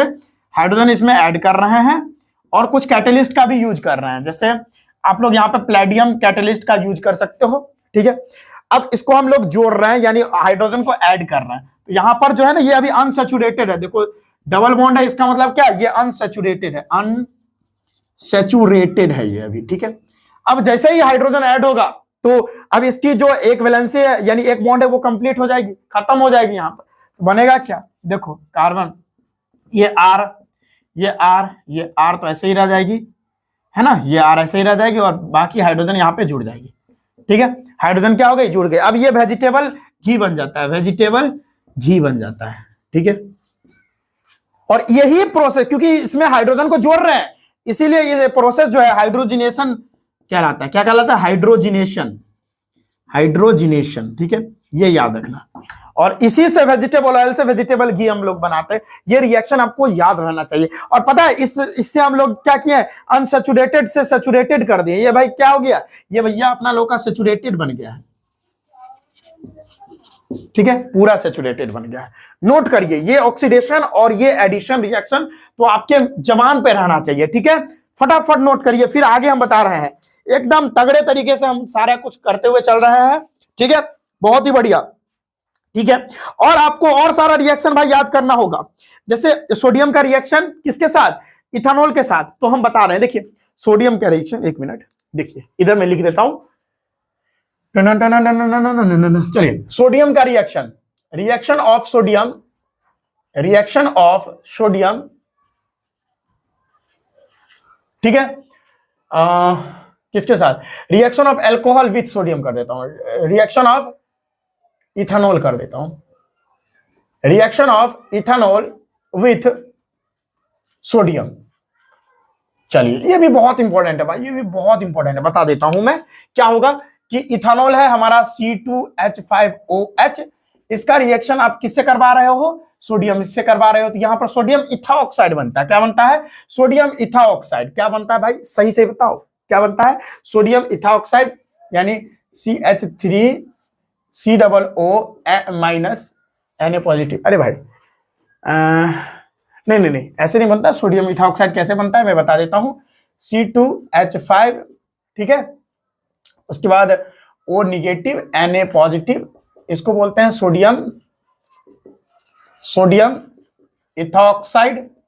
और प्लस में इस रिएक्शन में हाइड्रोजन गैस रिलीज होती है। क्या होती है, इस रिएक्शन में हाइड्रोजन गैस रिलीज होती है, यानी ये रिएक्शन भी आपको याद करना होगा। ठीक है, ये ऑक्सीडेशन हो गया, ये एडिशन हो गया, उसके बाद हमारा हो गया reaction of ethanol with sodium, जिसमें सोडियम इथाऑक्साइड बन रहा है। ये सब तो आपको मस्ट जो है ये याद होना चाहिए। और नेक्स्ट जो है ना डिहाइड्रेशन वाला, ठीक है, नेक्स्ट जो है डिहाइड्रेशन वाला जो रिएक्शन है, ये भी मोस्ट इंपॉर्टेंट है, ये भी मैं आपको बता देता हूं, ध्यान से आप लोग देखो। डिहाइड्रेशन वाला में क्या है, इसमें भी आपको इथेनॉल पकड़ना पड़ेगा, C2H5OH। ठीक है, इसमें आपको क्या करना है, C2H5OH है ना, ओके। अब इसमें क्या है, आपको इसको ना हीट करना होगा। क्या करना होगा, इसको नॉर्मली हीट करना होगा। कितने डिग्री टेम्परेचर पे, कितने डिग्री टेम्परेचर पे बताओ, कितना था, 473 था, कितना था, 100 कुछ था, मैं एक बार देख लूं जरा कितना था। अरे भाई कितना डिग्री, हाँ बस हीट करने को बोल रहा है और टेम्परेचर नहीं दे रखा। 443 केल्विन पे आपको हीट करना है, 443 केल्विन पे आपको इसको हीट करना है। यानी ये हमारा इथेनॉल है, 443 केल्विन पे इसको आप हीट कर रहे हो, तो पता है। और पता है इसमें एक और चीज रहता है, दैट इज हमारा H2SO4। अब क्यों रहता है ये बता रहे हैं, ठीक है। अब क्या बनता है, अब जैसे H2SO4 इसमें डालते हो तो ये पहले तो अलग हो जाता है। सुनो, यहां पर बनता है C, पहले वाटर, देखो डिहाइड्रेशन है, मतलब क्या, वाटर रिलीज हो जाएगा, यानी वाटर इधर चला जाएगा। ठीक है, अब देखो अगर इससे H2O निकल गया तो क्या बनेगा, आप खुद ही बताओ मेरे को। इससे देखो, यानी H और H इससे निकल गया और O भी निकल गया, यानी इससे जो है, देखो सुनो मैं बताता हूं, C2H5OH, खुद सोचना सीखो भाई। इससे H2O माइनस कर दो आप, तो बनेगा क्या, देखो हाइड्रोजन इससे, मतलब एक हाइड्रोजन और एक हाइड्रोजन इससे, तो क्या बता, कार्बन तो माइनस नहीं कर रहे ना, तो कार्बन तो उतना ही है, तो C2 ही रह जाएगा। और एक हाइड्रोजन यहां से हो गया खत्म, और एक हाइड्रोजन यहां से भी लेना पड़ेगा। इसमें 2 हाइड्रोजन हमने निकाला है, क्योंकि वाटर इधर निकल गया है, 2 हाइड्रोजन निकाल लिया, यानी यहां पर 4 हाइड्रोजन बचा।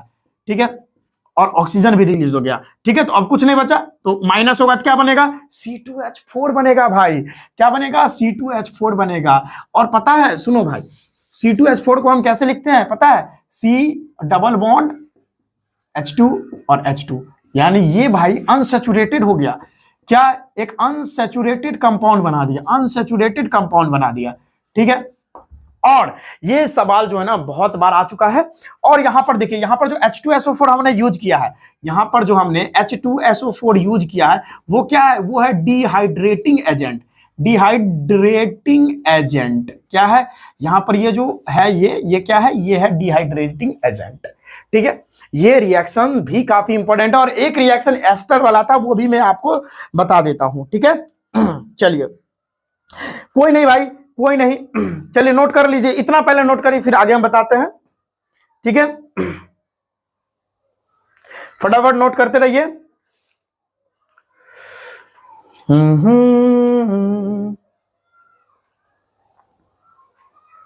चलिए भाई, चलिए, हो गया।